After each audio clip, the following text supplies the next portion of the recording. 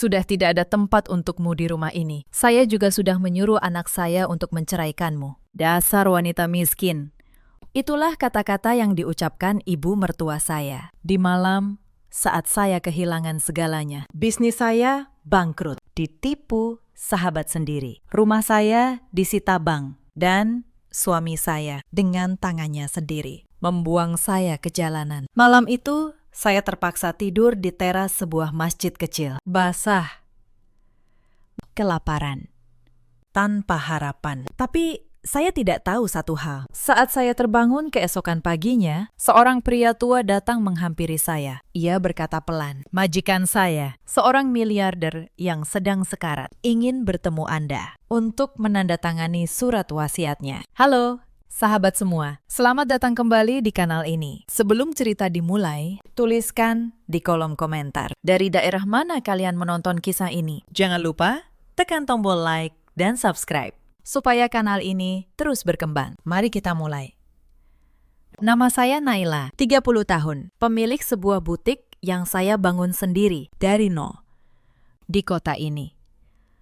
Sudah 5 tahun saya menjadikannya merek yang dikenal banyak orang. Saya percaya satu hal sejak awal. Kerja keras tidak pernah mengkhianati siapapun. Saya salah. Sore itu saya merapikan tepi hijab. Senyum puas terukir di wajah saya. Rapat dengan klien besar dari ibu kota baru saja selesai. Mereka setuju menandatangani kontrak eksklusif. Butik saya yang saya rintis dari satu mesin jahit akan segera merambah pasar nasional. Keringat dan air mata selama 5 tahun akhirnya terbayar lunas. Sudah waktunya makan malam. Saya memutuskan merayakannya sendirian sejenak di restoran langganan. Sebelum pulang, memberi kabar gembira kepada suami saya, Rudy. Sambil menunggu pesanan, saya membuka aplikasi perbankan, hendak mengirim bonus lebih awal untuk para pegawai. Tapi sebuah notifikasi aneh muncul. Transaksi ditolak. Mungkin hanya gangguan jaringan, pikir saya. Saya mencoba lagi, masih sama. Perasaan tidak enak menjalar. Saya memeriksa rekening pribadi. Jantung saya serasa berhenti. Angka yang seharusnya ratusan juta, kini tak cukup bahkan untuk membayar makan malam ini. Saya gemetar. Ini pasti kesalahan sistem. Saya beralih ke rekening bisnis. Layar memuat beberapa detik yang terasa seperti selamanya. Lalu kenyataan itu menghantam saya. Saldo rekening bisnis saya kosong. Habis tak bersisa. Napas saya tercekat. Restoran yang hangat itu tiba-tiba terasa sedingin kuburan. Saya bangkit, meninggalkan makanan yang baru datang dan berjalan cepat ke meja kasir. "Maaf, Pakistan. Sepertinya kartu saya bermasalah. Boleh saya coba kartu yang lain?" Suara saya bergetar. Satu persatu kartu di dompet saya serahkan. Kartu debit, kartu kredit, kartu bisnis. Semuanya ditolak. Wajah kasir itu mulai menunjukkan kejengkelan. Beberapa pengunjung lain melirik ke arah saya. Rasa malu membakar pipi saya. Ponsel saya juga tidak bisa mengakses perbankan. Kata saya, panik. Saya jamin. Saya punya uang. Saya berhenti. Saya teringat satu orang, Siska. Sahabat baik saya sejak kuliah, sekaligus mitra bisnis. Siska yang memegang penuh kendali keuangan perusahaan. Saya mempercayainya seperti saudara sendiri. Dengan tangan gemetar, saya menekan nomornya. Telepon berdering sekali, lalu terputus. Saya mencoba lagi. Kali ini, suara operator yang menjawab. Nomor yang Anda tuju sedang tidak aktif. Kepanikan berubah menjadi teror. Saya berlari keluar dari restoran. Saya tidak lagi peduli pada tagihan atau tatapan orang. Saya harus ke kantor. Sekarang, saya berlari di trotoar, tidak memedulikan sepatu hak tinggi yang menyakiti kaki saya. Kantor hanya berjarak beberapa blok dari sana. Saya tiba di ruko 3 lantai milik butik dengan napas terengah-engah. Lampu di lantai 1 mati. Seharusnya masih ada pegawai yang lembur. Saya berlari ke lantai 2. Gelap total. Saya meraba saklar dan cahaya neon yang berkedip menampakkan pemandangan yang membuat lutut saya lemas. Ruangan itu kosong. Benar-benar kosong. Komputer, mesin jahit industri, puluhan gulungan kain impor. Semua desain eksklusif saya hilang. Brankas di sudut terbuka lebar. Isinya ludes. Siska telah mengambil semuanya. Sahabat yang saya percaya sepenuh hati telah mengkhianati saya dengan cara paling kejam. Saya terduduk di lantai yang dingin. Air mata mengalir tanpa bisa saya tahan. Saya bukan hanya ditipu, saya dihancurkan. Saya mencoba menelpon Rudy, suami saya. Saya butuh pegangan. Saya butuh suara suami saya. Telepon Rudy masuk ke kotak suara. Saya mencoba lagi dan lagi. Tetap sama. Rasa dingin yang lain, yang lebih menakutkan, mulai merayapi punggung saya. Tiba-tiba ponsel saya bergetar. Sebuah email masuk. Bukan dari Siska, bukan dari Rudy. Email itu dari bank. Jantung saya berdebar kencang saat membukanya. Pemberitahuan penyitaan aset. Siska tidak hanya menguras rekening. Ia telah mengambil pinjaman besar atas nama perusahaan dengan rumah pribadi saya sebagai jaminan. Dan dengan kaburnya Siska, pinjaman itu langsung macet. Bank akan menyita rumah saya pagi besok. Malam itu saya kehilangan segalanya. Bisnis yang saya bangun dengan darah dan air mata. Sahabat yang saya anggap saudara. Dan rumah. Satu-satunya tempat saya merasa aman. Saya kini tidak punya apa-apa. Selain pakaian yang melekat di badan dan tas berisi dompet yang kosong. Dalam semalam, Naila, pengusaha sukses yang dikagumi, telah menjadi gelandangan. Saya berjalan gontai di jalanan yang sepi. Saya tidak tahu harus kemana. Kaki saya membawa langkah tanpa arah. Lalu saya teringat, masih ada satu tempat. Satu-satunya tempat yang tersisa. Rumah ibu mertua saya. Meski hubungan saya dengan Ibu Ratih tidak pernah hangat, wanita itu tetaplah ibu dari suami saya. Setidaknya, saya pasti akan diberi tempat untuk beristirahat malam ini. Saya tidak punya uang sepeser pun untuk taksi. Saya berjalan kaki berkilo-kilometer, melintasi kota yang mulai tertidur. Sepatu hak tinggi sudah saya lepas. Kaki saya lecet dan melepuh. Tapi rasa sakit di kaki tidak seberapa dibanding rasa sakit di hati. Sayalah yang dulu membiayai renovasi rumah bercat hijau itu, yang memberi Ibu Ratih uang bulanan jauh lebih besar dari Rudy. Selama ini saya berusaha mengambil hatinya dengan materi, berharap suatu hari ia menerima saya dengan tulus. Tapi Ibu Ratih selalu dingin dan sinis. Seakan kesuksesan saya adalah penghinaan baginya. Gerimis berubah menjadi hujan. Tubuh saya menggigil. Saya mengumpulkan sisa keberanian. Lalu menekan bel. Tidak ada jawaban. Saya menekan lagi. Kali ini lebih lama. Terdengar suara pintu dibuka dari dalam. Lalu langkah kaki. Lampu teras menyala. Pintu gerbang dibuka sedikit. Sosok Ibu Ratih muncul, mengenakan daster dan kerudung instan. Wajahnya yang penuh kerutan, tampak kesal karena tidurnya terganggu. Tapi kekesalan itu langsung berubah menjadi jijik saat melihat saya. Mau apa kau malam-malam begini? Seperti gelandangan saja. Sembur Ibu Ratih. Lidah saya keluh. Saya menelan ludah, menahan tangis yang kembali mendesak. Ibu, tolong. Lirih saya. Suara serak. Naila kena musibah.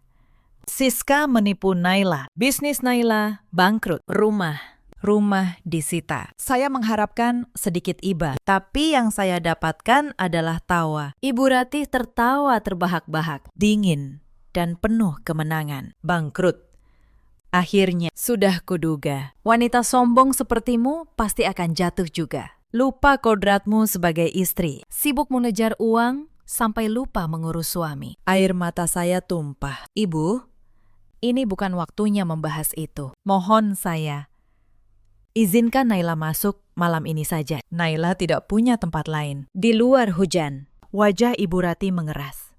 Masuk ke rumahku. Enak saja. Sudah tidak ada tempat untukmu di sini. Aku juga sudah menyuruh anakku untuk menceraikanmu. Dasar wanita miskin. Untuk apa Rudy mempertahankan istri yang tidak berguna? Selama ini ia tersiksa hidup di bawah bayang-bayangmu. Sekarang kau miskin. Ia bebas. Pergi. Jangan bawa sial ke rumahku. Kata-kata itu bagaikan ribuan pisau yang menusuk jantung saya. Jadi, Rudy tahu. Jadi, semua ini sudah direncanakan. Kepanikan saya memuncak. Saya mengeluarkan ponsel, berharap masih ada sisa baterai. Saya harus bicara dengan Rudy. Saya harus mendengar langsung dari mulut suami saya sendiri. Dengan jari gemetar, saya menekan nomor Rudy. Telepon tersambung.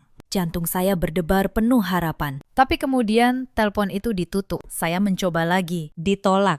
Lalu sebuah pesan singkat masuk dari Rudy. Ibu sudah cerita semuanya.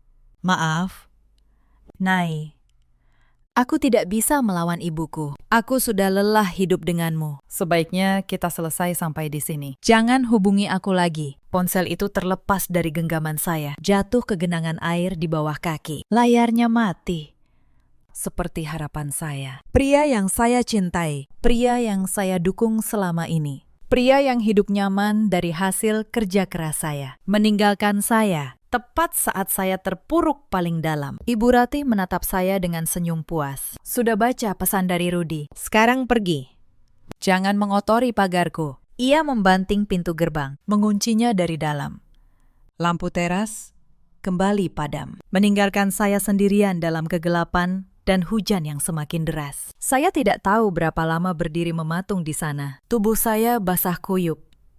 Jiwa saya mati rasa. Saya telah kehilangan segalanya dalam beberapa jam. Bisnis, harta, sahabat, dan suami. Saya berjalan gontai tanpa tujuan. Kaki telanjang saya tak lagi merasakan sakit. Hujan membasuh air mata saya. Saya hanya ingin berhenti. Saya ingin tidur. Saya sangat lelah. Tak jauh dari sana, saya melihat sebuah masjid kecil. Gerbangnya sedikit terbuka. Saya melangkah masuk, mencari tempat berteduh. Saya menemukan teras di bagian samping, tempat jamaah wanita biasa beristirahat. Teras itu kering, terlindung dari hujan. Saya merebahkan tubuh di lantai keramik yang dingin. Saya memeluk lutut, berusaha mencari kehangatan. Malam itu, Naila, wanita yang beberapa jam lalu adalah pengusaha sukses, terpaksa tidur di teras masjid, sendirian, putus asa, dan hancur lebur. Matahari pagi menembus celah teras masjid. Saya terbangun dengan kaget.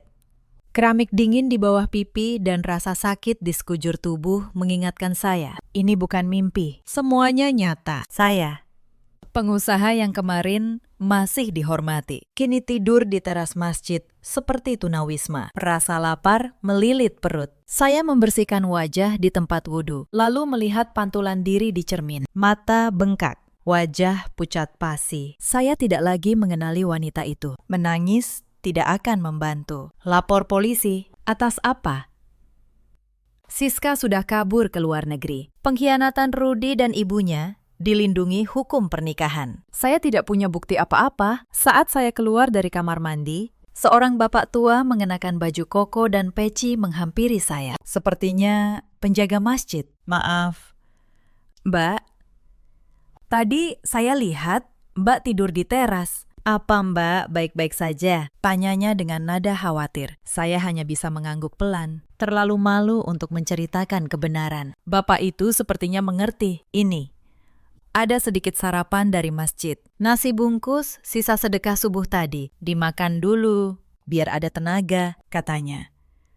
Menyodorkan sebungkus nasi dan segelas air. Saya menerimanya dengan tangan gemetar. Terima kasih banyak, ujar saya lirih.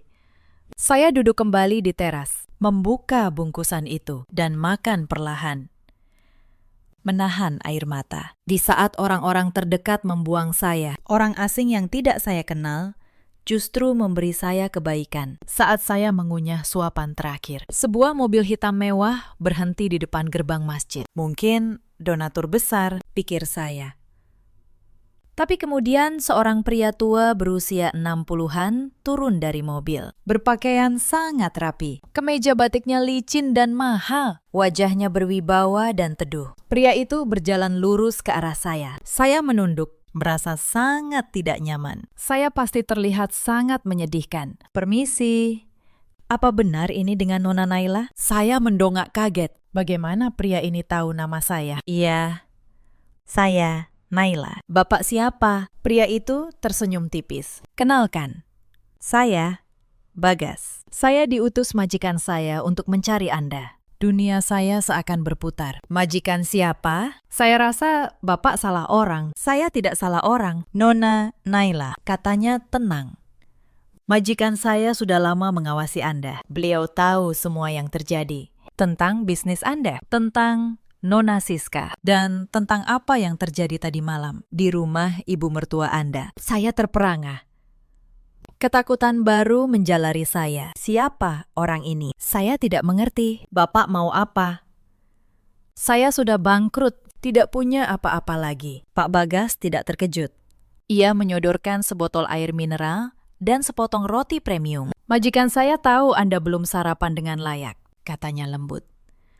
Ini semua terlalu aneh. Majikan saya, Tuan Kuncoro, seorang miliarder. Saat ini, beliau sedang sekarat. Waktunya tidak banyak lagi. Lanjut Pak Bagas. Nadanya berubah serius. Beliau ingin bertemu Anda segera. Beliau ingin menandatangani surat wasiatnya. Saya menggeleng. Ini pasti jebakan. Ini tidak masuk akal. Surat wasiat. Saya tidak kenal Tuan Kuncoro. Bapak pasti mempermainkan saya. Atau ini bagian dari rencana Siska. Nona Siska tidak ada hubungannya dengan ini, kata Pak Bagas tegas. Tuan Kuncoro mengenal Anda. Nona sangat mengenal Anda. Beliau hanya ingin bertemu sebelum pergi. Pak Bagas mengeluarkan secari kertas tebal dari sakunya. Di atasnya tertulis sebuah alamat di kawasan paling elit di kota ini. Kawasan yang bahkan tidak bisa dimasuki sembarang orang. Datanglah ke alamat ini. Sekarang juga. Mobil saya akan mengantar Anda. Saya menatap alamat itu, lalu wajah Pak Bagas yang tulus. Saya tidak tahu harus percaya atau tidak. Tapi apalagi yang bisa diambil dari saya? Rumah, harta, suami, sahabat. Semua sudah hilang. Jika ini jebakan, apa bedanya? Saya akan ke sana. Putus saya. Tapi saya akan pergi sendiri. Beritahu saya caranya. Pak Bagas ragu sejenak, namun mengangguk. Baiklah, katakan saja pada penjaga keamanan bahwa Anda tamu Tuan Kuncoro. Mereka akan mengizinkan Anda masuk. Tapi mohon, Nona, waktu Tuan Kuncoro benar-benar tinggal sedikit. Pria itu kembali ke mobilnya dan pergi. Saya ditinggal sendirian, memegang secari kertas yang bisa jadi adalah harapan, atau justru jurang kehancuran baru. Tanpa uang sepeser pun, saya mulai berjalan. Saya tidak tahu jaraknya puluhan kilometer. Saya hanya tahu saya harus pergi.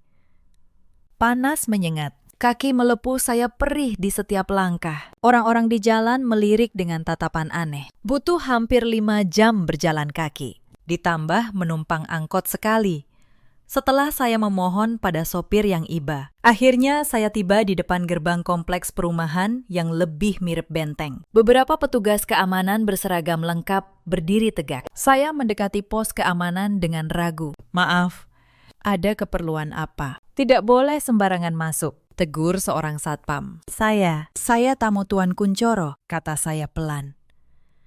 Satpam itu memandang saya dari atas ke bawah, tatapan tidak percaya. Kamu tamu Tuan Kuncoro dengan penampilan seperti ini? Ledek satpam yang lain. Saya Naila, Pak Bagas yang menyuruh saya datang, kata saya. Berusaha terdengar yakin. Mendengar nama Pak Bagas, satpam itu langsung mengubah sikapnya. Ia segera mengangkat telepon. Halo, Pak Bagas, ini ada wanita bernama Naila, mengaku tamu. Ia menutup telepon, langsung membuka gerbang kecil di samping. Silakan masuk. Nona, maafkan kami, lurus saja. Nanti ada mobil golf yang menjemput. Saya masuk, dan dunia saya seakan berubah. Udara pohon rindang, rumah-rumah sebesar istana. Sebuah mobil golf mengantar saya menyusuri jalan marmer, berhenti di depan rumah terbesar di antara semuanya. Pak Bagas sudah menunggu di pintu utama. Wajahnya lega. Syukurlah.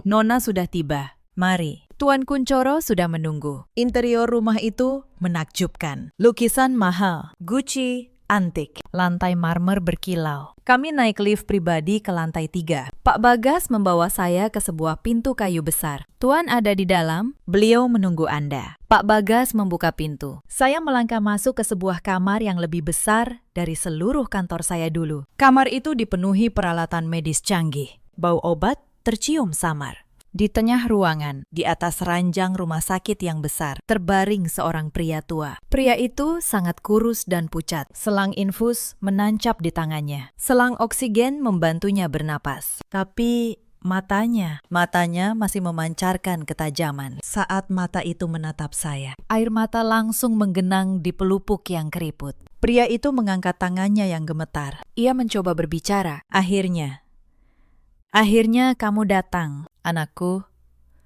Suara itu serak dan lemah. Tapi saya mendengarnya dengan jelas. Jantung saya serasa berhenti berdetak. Anakku, apa maksudnya ini? Maaf, Pakistan, kata saya. Mendekat dengan bingung. Mungkin Bapak salah orang. Saya Naila, tapi saya bukan. Tidak. Potong Pak Kuncoro. Suaranya sedikit lebih kuat. Aku Kuncoro, ayahmu. Ayah kandungmu, Naila. Saya mundur selangkah. Tidak mungkin.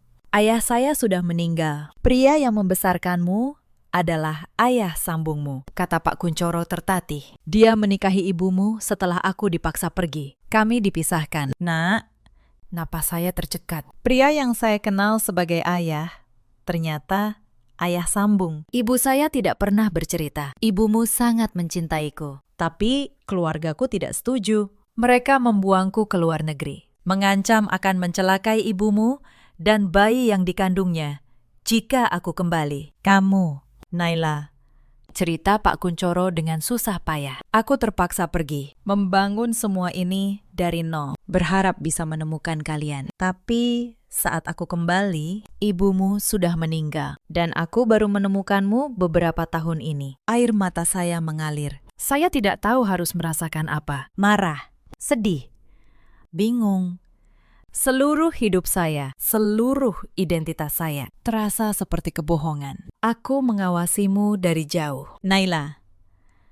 Lanjutnya. Aku melihatmu tumbuh jadi wanita hebat, wanita kuat. Seperti ibumu. Aku bangga sekali. Aku ingin datang, tapi aku takut mengacaukan hidupmu. Lalu, aku sakit dan aku melihat apa yang mereka lakukan padamu. Siska, Rudy, dan ibunya.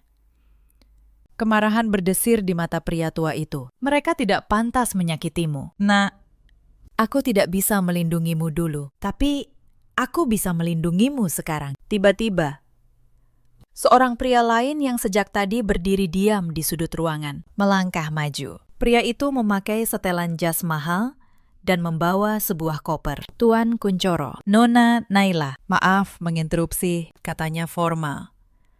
Saya pengacara Tuan Kuncoro. Waktu kita tidak banyak. Kondisi Tuan semakin menurun. Pria itu membuka koper, mengeluarkan setumpuk dokumen tebal. Ia meletakkannya di meja samping ranjang, bersama sebuah pulpen. Nona Naila, Tuan Kuncoro ingin Anda menandatangani dokumen ini. Ini surat wasiat beliau. Dokumen ini menyatakan Anda sebagai satu-satunya ahli waris dari seluruh kekayaan Tuan Kuncoro. Jantung saya seakan terhenti. Saya tidak percaya. Saya menatap dokumen itu, lalu menatap wajah pria yang mengaku sebagai ayah saya. Pria sekarat ini, miliarder ini, ayah saya. Pak Kuncoro menggenggam tangan saya yang kotor dan kapalan. Tanda tangani. Nai, ini bukan hanya uang. Ini keadilan untukmu. Naila, suara Pak Kuncoro terdengar lagi. Serak dan penuh perjuangan. Jangan biarkan mereka menang. Ambil ini. Ini bukan hanya uang. Ini keadilan untukmu. Keadilan. Kata itu bergaung di benak saya. Di mana letak keadilan saat saya kehilangan segalanya karena ditipu? Saat suami saya sendiri membuang saya demi ibunya. Aku mengenal ibumu, aku mencintainya, dan aku mencintaimu. Sejak aku tahu kau ada, desah Pak Kuncoro. Tangannya yang kurus meraih tangan saya. Maafkan aku, baru datang sekarang. Ayah terlambat. Panggilan ayah itu menghantam saya. Pria ini adalah darah daging saya. Kebenaran itu terlalu besar untuk ditelan. Nona Naila, kondisi Tuan Kuncoro. Kita harus segera. Pengacara itu mendesak. Saya menarik napas panjang, lalu mengambil pulpen itu. Pulpen itu terasa berat dan dingin di tangan saya yang gemetar. Saya tidak punya apa-apa lagi. Saya tidak akan rugi apa-apa lagi. Jika ini takdir saya, entah baik atau buruk, saya akan menghadapinya. Di mana saya harus tanda tangan? Tanya saya. Suara kini datar tanpa emosi. Pengacara membuka halaman pertama. Saya menandatangani tanpa membaca. Tanda tangan yang sama yang dulu membangun bisnis saya. Yang sama yang Siska palsukan untuk menghancurkan saya. Halaman demi halaman. Saham mayoritas di puluhan perusahaan. Properti di berbagai negara. Aset yang jumlah nolnya tak bisa saya hitung. Jantung saya mati rasa. Saya hanya mesin pembubuh tanda tangan. Setelah hampir 30 menit, pengacara itu berhenti di satu halaman khusus. Bagian ini penting. Nona Naila. Ini klausul khusus yang diminta Tuan Kunchoro. Saya mencoba membaca. Mata sulit fokus. Isinya bukan tentang uang atau saham, melainkan tentang sebuah brankas simpanan pribadi di Bank Sentral. Brankas nomor 777. Klausul itu menyatakan brankas dan seluruh isinya yang tidak terdaftar dalam aset perusahaan adalah milik pribadi saya. Tidak seorang pun. Bahkan Dewan Direksi boleh tahu isinya. Pak Kunchoro terbatuk. Pak Bagas dengan sigap membantunya minum. Dengan sisa tenaga, Pak Kunchoro merogoh sesuatu dari bawah bantal. Sebuah amplop kecil yang tebal dan tersegel. Ini kuncinya, bisik Pak Kunchoro. Menyerahkan amplop itu ke tangan saya. Dan kodenya. Hanya kamu yang boleh membukanya. Di dalam brankas itu ada kebenaran. Bukan hanya tentang kita, Nai, tapi tentang pengkhianatan yang menghancurkanmu. Saya menatap amplop itu. Beratnya terasa aneh di tangan saya. Jangan percaya siapapun. Lanjut Pak Kunchoro. Napasnya semakin pendek. Kecuali Pak Bagas. Dia setia, seperti aku. Tepat setelah saya menyelesaikan lembar terakhir, monitor di samping tempat tidur berbunyi nyaring. Garis di layar yang tadinya naik turun kini menjadi lurus. Pak Kunchoro menatap saya untuk terakhir kalinya. Matanya dipenuhi cinta, penyesalan, dan kesedihan yang tak terhingga. Maafkan ayah, tidak bisa menemanimu. Genggaman tangannya di tangan saya melemah, lalu terlepas. Mata yang tadi menatap saya dengan tajam, kini tertutup. Ayah, bisik saya. Bunyi monitor yang memekakkan telinga semakin kencang. Pintu kamar terbuka. Dokter dan beberapa perawat bergegas masuk, mendorong saya menjauh dari tempat tidur. Pak Bagas dengan lembut memegang bahu saya. Mari, Nona. Saya berdiri mematung di sudut ruangan, melihat mereka mencoba pertolongan darurat. Tapi saya tahu, pria itu sudah pergi. Ayah kandung saya, yang baru saya temui beberapa jam, telah pergi. Pengacara itu menutup tas kerjanya dengan klik yang tegas. Ia mendekati saya. Nona Naila, katanya. Seolah tidak ada drama yang baru saja terjadi. Secara hukum, semua aset Tuan Kunchoro kini menjadi milik Anda. Anda sekarang adalah wanita terkaya di negara ini. Saya akan mengurus semua formalitas, pemakaman, dan pengalihan aset. Pak Bagas membimbing saya keluar dari kamar, seperti robot. Saya dibawa ke kamar tamu yang lebih mirip suite presiden. Pakaian bersih berbagai ukuran sudah tersedia di lemari. Makanan diletakkan di meja. Saya mandi, berganti pakaian bersih yang terasa asing di kulit. Saya duduk di tepi tempat tidur. Saya bersih. Saya kenyang.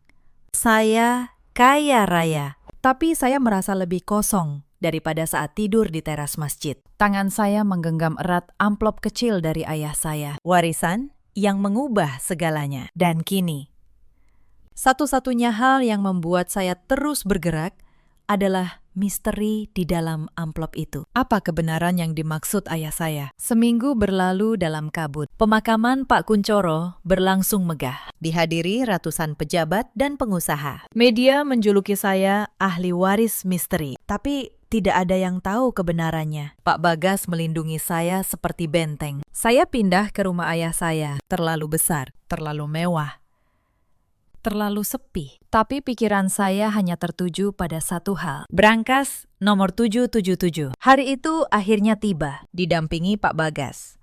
Saya masuk ke gedung Bank Sentral. Manajer bank menyambut saya seperti ratu. Pemandangan yang sangat kontras dengan saat saya diusir dari rumah mertua. Saya dibawa ke ruang bawah tanah, melewati beberapa lapis pintu baja. Silahkan, Nona Naila, ini area pribadi Anda. Di depan saya ada kotak baja bernomor 777. Saya memasukkan kunci dari amplop yang saya simpan seperti jimat, lalu menekan kombinasi angka dari ayah. Terdengar klik. Pintu baja terbuka. Isinya tidak seperti yang saya bayangkan. Tidak ada emas, tidak ada uang tunai. Hanya sebuah laptop tipis hitam, 3 flash drive, dan setumpuk dokumen diikat pita merah. Ayo, kita pulang, Pak Bagas, kata saya singkat. Di rumah, saya menuju ruang kerja ayah saya dan menyalakan laptop itu. Komputer itu tidak meminta kata sandi, hanya ada satu folder di tengah layar. Judulnya, Untuk Naila, dengan jantung berdebar.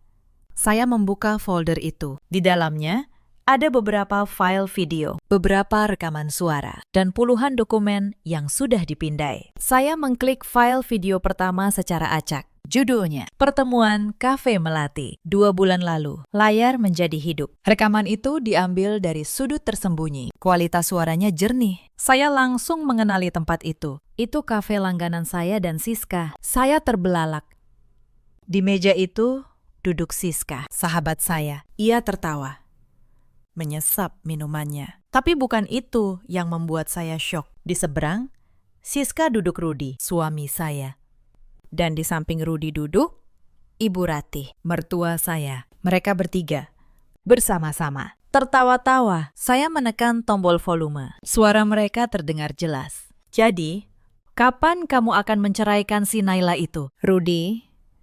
Suara Ibu Ratih tidak sabar. Ibu sudah tidak sabar lihat dia terusir. Sombong sekali dia. Rudi tertawa. Tawa yang sama yang biasa saya dengar di rumah. Siska ini sedang siapkan hadiah besar dulu. Sayang. Ia merangkul bahu Siska. Siska tersenyum manja. Tinggal sedikit lagi. Dokumen pinjaman bank atas nama perusahaannya sudah siap. Aku akan gunakan rumah Naila sebagai jaminan. Aku sudah palsukan tanda tangannya. Bodoh sekali dia. Percaya penuh padaku. Jantung saya serasa diremas. Setelah uangnya cair, lanjut Siska. Aku langsung transfer ke rekening kita di luar negeri. Dia akan sibuk dikejar-kejar bank. Dia tidak akan tahu apa yang menimpanya saat itu. Mas Rudi bisa ceraikan dia. Alasan ekonomi. Sempurna.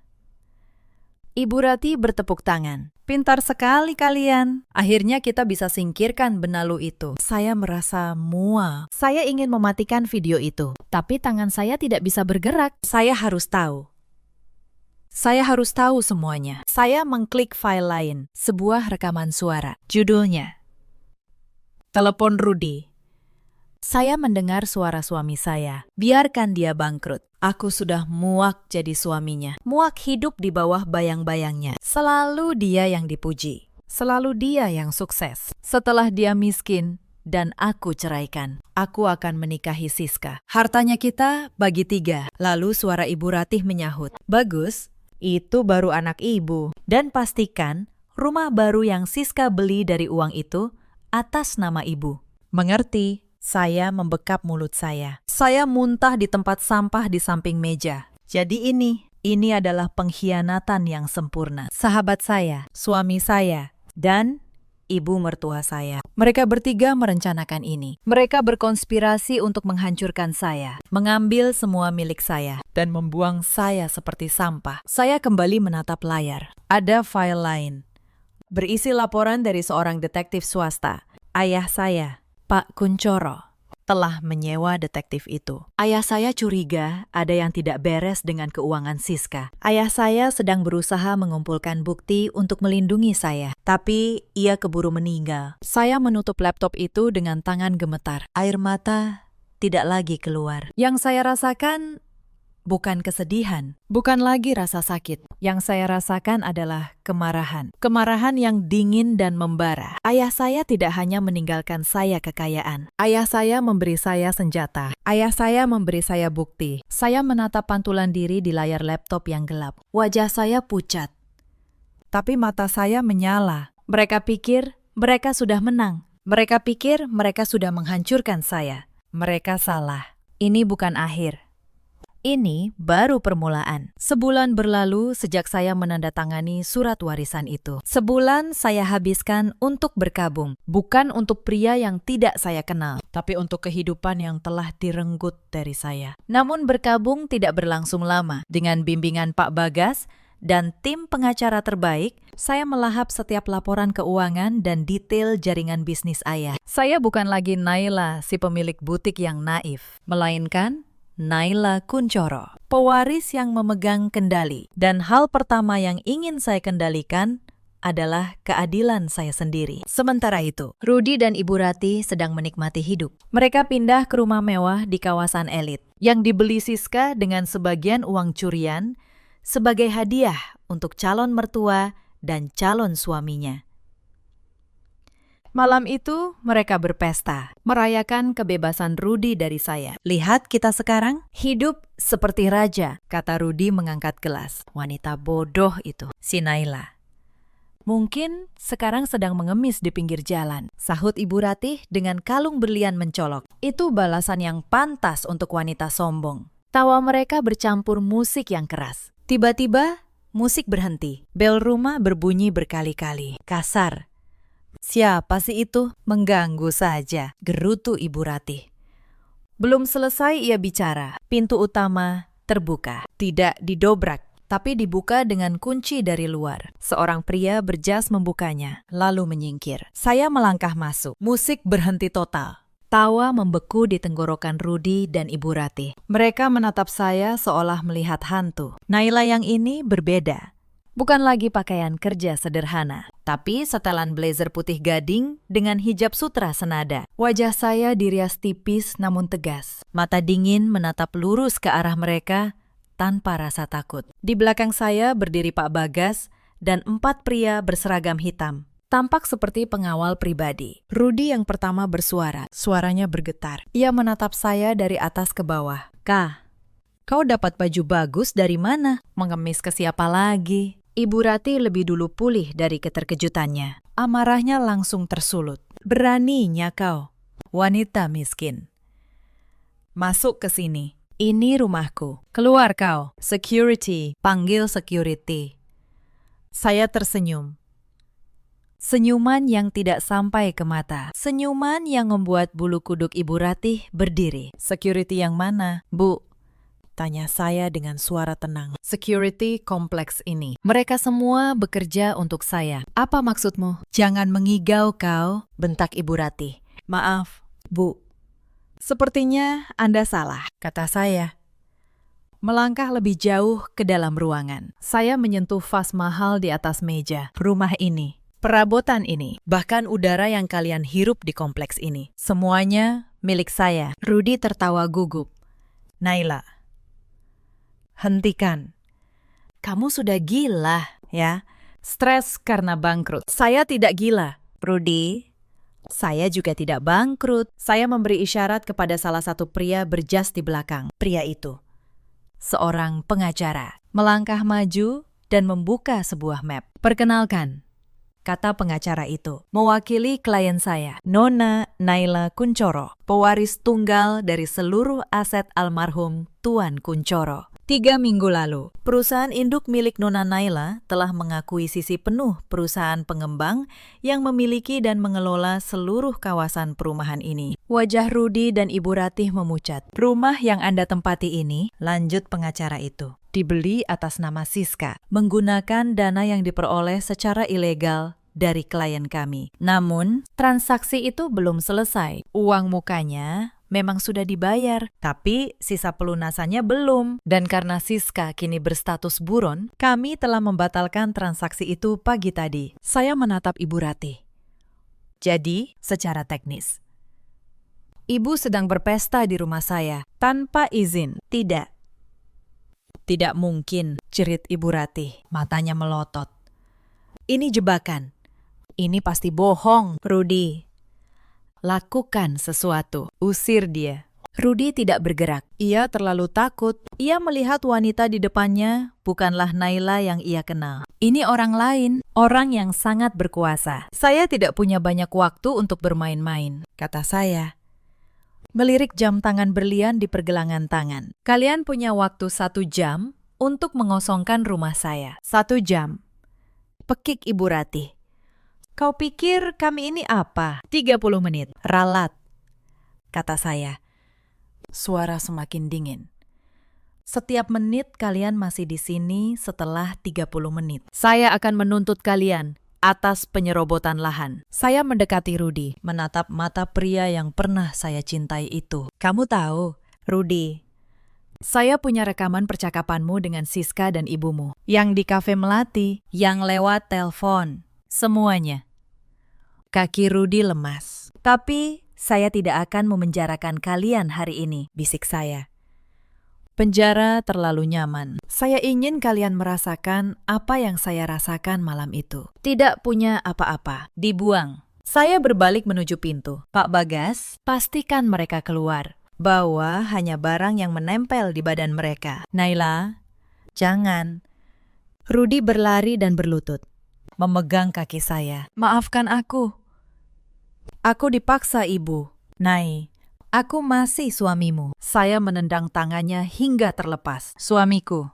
Surat cerai sedang diurus. Rudy dan suamiku tidak akan berlutut seperti pengecut. Petugas keamanan mencengkeram lengan Rudy dan Ibu Ratih. Ibu Ratih menjerit dan memaki. Rudy menangis memohon ampun. Mereka diseret keluar. Persis seperti saya diusir dari rumah Ibu Ratih malam itu. Saya berdiri di teras, menatap mereka yang terlempar ke jalanan di depan gerbang. Ini baru permulaan, kata saya pelan pada diri sendiri. Kalian baru merasakan sedikit dari kehancuran yang kalian siapkan untukku. Setelah mengamankan aset dalam negeri dan mengusir Rudy serta Ibu Ratih, fokus saya beralih ke target utama. Siska, otak dari semuanya. Ular yang paling berbisa. Laporan tim detektif warisan ayah menyebut Siska berada di Swiss. Menikmati uang curiannya di rekening rahasia. Ia pasti merasa aman. Saya tidak bisa begitu saja meminta ekstradisi. Prosesnya lama. Dan Siska bisa kabur lagi. Saya juga tidak bisa membekukan rekeningnya tanpa bukti yang sangat kuat di pengadilan Swiss. Saya harus memancing Siska keluar. Saya harus membuatnya bergerak sendiri. Rencana pun disusun. Saya tidak memakai nama saya, melainkan salah satu perusahaan cangkang ayah, sebuah firma investasi eksklusif. Melalui perantara, kami mengirim email kepada Siska. Bukan ancaman, tapi peluang emas. Jasa membersihkan dan melipat gandakan uangnya dalam skema properti rahasia di Dubai. Awalnya Siska curiga. Lalu, tim saya membocorkan pertanyaan anonim ke banknya. Bank Swiss yang sensitif reputasi langsung memanggilnya, menanyakan asal-usul dana. Uangnya terancam dibekukan. Tiba-tiba, tawaran kami terlihat sangat menarik. Siska membalas. Negosiasi dimulai. Ia minta bukti. Kami berikan laporan yang sempurna. Akhirnya, Siska setuju dengan satu syarat. Pertemuan tatap muka di tempat pilihannya. Sebuah ruang pertemuan pribadi di bank mewah di Zurich. Ia ingin bertemu langsung pimpinan perusahaan investasi itu. Saya tersenyum saat membaca email balasan Siska. Dia masuk perangkap, kata saya. Nona, ini berbahaya, kata Pak Bagas. Pergi ke Zurich, menemuinya langsung. Saya harus, potong saya. Saya ingin melihat wajahnya saat ia sadar sudah kalah. Saya ingin dia tahu. Sayalah yang menghancurkannya. Siapkan perjalanan. Saya sendiri yang akan menjadi pimpinan perusahaan itu. 2 hari kemudian, Siska masuk ke ruang pertemuan pribadi di dalam bank. Ruangan itu kedap suara. Dindingnya dilapisi kayu mahal. Ia mengenakan pakaian desainer dari kepala sampai kaki. Kacamata hitamnya ia letakkan di meja. Ia tampak sombong. Seorang sosialita kaya raya. Saya Siska, katanya pada wanita yang duduk membelakanginya. Menatap jendela. Anda pasti. Wanita itu berputar perlahan di kursinya. Waktu seakan berhenti bagi Siska. Wajahnya kehabisan darah. Kacamata hitam di tangannya jatuh ke karpet tebal tanpa suara. Naila, bisiknya. Tidak percaya. Tidak. Tidak mungkin. Bagaimana bisa? Kamu harusnya sudah jadi gelandangan. Saya tersenyum. Senyum yang sama seperti yang saya berikan pada Ibu Ratih. Halo, sis. kaget melihatku. Kupikir kamu akan senang. Kita kan sahabat. Siska mundur selangkah. Tangannya meraba-raba pintu di belakang. Apa maumu? Kamu menjebakmu. Saya berdiri, berjalan pelan mengitari meja. Tidak, Siska. Aku hanya memberimu apa yang kamu inginkan. Peluang investasi. Bukankah kamu serakah? Kamu ambil bisnisku, rumahku. Bahkan hampir mengambil suamiku. Tapi kamu tidak puas. Kamu mau lebih. Ini tidak akan berhasil. Naila. Siska menemukan kembali suaranya. Kini penuh amarah. Kita di Swiss. Kamu tidak bisa apa-apa padaku di sini. Aku akan panggil keamanan. Kamu yang akan ditangkap. Siska berbalik dan menggedor-gedor pintu. Tolong. Ada penyusup. Saya hanya diam. Menunggunya selesai. Pintu terbuka. Tapi yang masuk bukan keamanan. Yang masuk adalah dua pria berseragam polisi Swiss. Didampingi seorang pria berjas yang menunjukkan lencana Interpol. Wajah Siska berubah dari marah menjadi teror murni. Nona Siska, kata agen Interpol itu. Anda ditahan atas permintaan pemerintah Indonesia. Tuduhannya penipuan skala besar, penggelapan, dan pencucian uang internasional. Tidak. Ini salah paham, jerit Siska. Dia yang menjebak saya. Siska menunjuk saya. Saya maju selangkah. Saya tidak menjebakmu, sis. Saya hanya memberikan mereka bukti. Saya mengangkat sebuah flash drive kecil. Semua rekaman, semua bukti transfer yang kamu palsukan. Semua rekaman suaramu dengan Rudy dan Ibu Ratih. Semuanya ada di sini. Ayahku yang menyiapkannya sebelum dia meninggal. Hadiah perpisahan. Kamu pikir kamu bisa lari. Siska, bisik saya. Permainan baru saja dimulai. Polisi Swiss mulai memborgol tangan Siska. Siska meronta, menangis. Naila, jangan lakukan ini. Aku sahabatmu. Sahabatku tidak akan menikamku dari belakang, jawab saya dingin.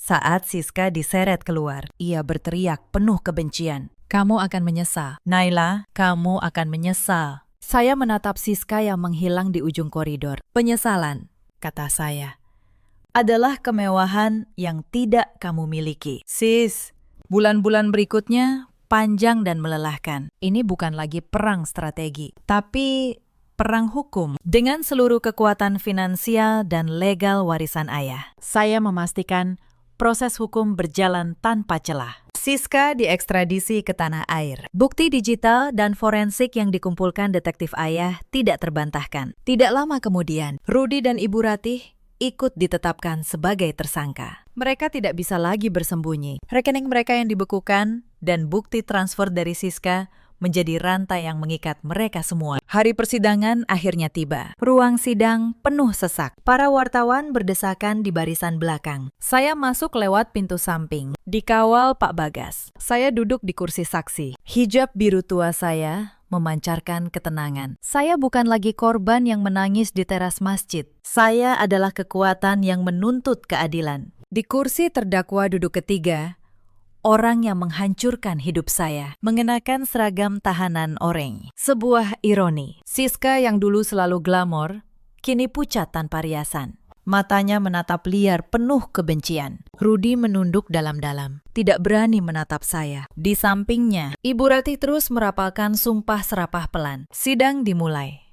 Jaksa membacakan dakwaan berlapis. Penipuan, penggelapan, pencucian uang, dan konspirasi. Pengacara Siska berargumen klien mereka juga korban. Pengacara Rudy dan Ibu Ratih malah menyalahkan Siska, melukiskan klien mereka sebagai orang naif yang dimanipulasi. Lalu tiba giliran saya bersaksi. Suara saya tenang dan stabil. Saya menceritakan bagaimana kehilangan bisnis dalam hitungan jam. Lalu datang ke rumah ibu mertua dalam keadaan kedinginan dan kehujanan, memohon tempat berteduh. Saya mengulang kata-kata Ibu Ratih. Sudah tidak ada tempat untukmu. Aku juga sudah menyuruh anakku menceraikanmu. Dasar wanita miskin. Saya menatap Rudy yang masih menunduk, dan saya menceritakan bagaimana suami saya, pria yang saya percaya, mengirim pesan singkat yang memutuskan hubungan karena saya sudah tidak punya apa-apa. Ruang sidang hening. Saya tidak menangis. Saya menyajikan fakta dengan ketegasan yang menusuk. Lalu, puncaknya tiba. Pengacara saya meminta izin memutar barang bukti. Layar besar diturunkan. Rekaman dari Kafe Melati diputar. Seluruh ruang sidang melihat Siska, Rudy, dan Ibu Ratih tertawa bersama. Mereka mendengar jelas rencana Siska memalsukan tanda tangan saya. Suara Rudy berkata, "Biarkan dia bangkrut," dan Ibu Ratih yang licik meminta bagian dari harta itu. Wajah Ibu Ratih di kursi terdakwa berubah putih seperti kapur. Rudy akhirnya mengangkat kepala. Matanya penuh kengerian, melihat dirinya sendiri di layar. Video kedua diputar. Rekaman suara. Aku sudah muak hidup di bawah bayang-bayangnya. Setelah dia miskin, aku akan menikahi Siska. Hartanya kita bagi 3. Itu adalah paku terakhir di peti mati mereka. Tiba-tiba, Ibu Ratih tidak tahan lagi. Ia melompat dari kursi. Bohong. Itu semua fitnah. Hakim, itu rekayasa. Dia memakai uangnya untuk menjebak kami. Dia iblis berhijab. Teriaknya histeris. Para penjaga segera menahannya. Rudy melihat ibunya mengamuk, ikut hancur. Ia menangis terseduh-seduh. Ampun, Yang Mulia. Ampun, itu bukan salah saya. Itu semua ide ibu dan Siska. Saya dipaksa. Saya cuma ikut-ikutan. Siska melihat kedua rekan konspirasinya hancur, tertawa kering. Pengecut. Kalian menikmati uangnya. Kenapa sekarang cuci tangan? Kalian sama busuknya denganku. Ruang sidang kacau. Hakim mengetuk palu. Tenang. Tenang semuanya. Sidang ditunda untuk deliberasi. Tapi hasilnya sudah jelas. Siska sebagai otak kejahatan dijatuhi 20 tahun penjara. Rudy terbukti turut berkonspirasi dan menikmati hasil kejahatan 10 tahun. Dan Ibu Ratih, salah satu perencananya, 12 tahun mengingat usianya. Palu hakim diketutkan. Ketiganya meraung. Siska mengutuk. Rudy menangis memanggil-manggil nama saya, memohon ampun. Ibu Ratih pingsan dan harus digotong keluar. Saat para terdakwa digiring keluar, saya berdiri.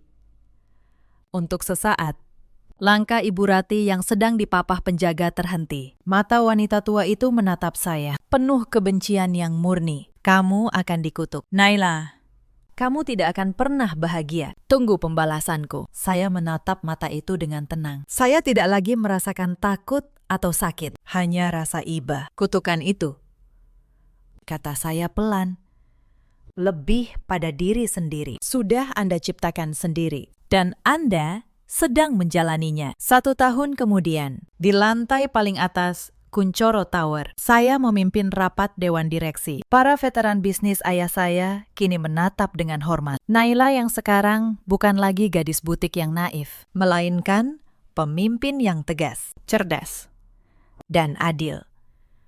Saya tidak hanya mempertahankan kerajaan bisnis ayah, tapi mengembangkannya dengan 2 lini baru di bidang teknologi hijau. Namun, kesuksesan finansial bukan fokus utama saya. Sore itu, seusai rapat, saya tidak pulang ke rumah ayah. Saya pergi ke pinggir kota, ke area yang dulu sepi. Di sana, kini berdiri kompleks bangunan indah dan asri. Di gerbangnya tertulis, Rumah Amal Naila Kuncoro, pusat bantuan untuk wanita dan fakir miskin. Saya melangkah masuk. Inilah masjid kecil tempat saya dulu terlelap di terasnya. Kini telah saya renovasi menjadi megah. Dikelilingi pusat pelatihan keterampilan untuk wanita korban kekerasan, dapur umum, dan panti asuhan kecil. Bapak tua penjaga masjid yang dulu memberi saya nasi bungkus, kini mengenakan seragam manajer yang rapi. Dapur umum sudah membagikan 500 porsi hari ini. Nona, lapornya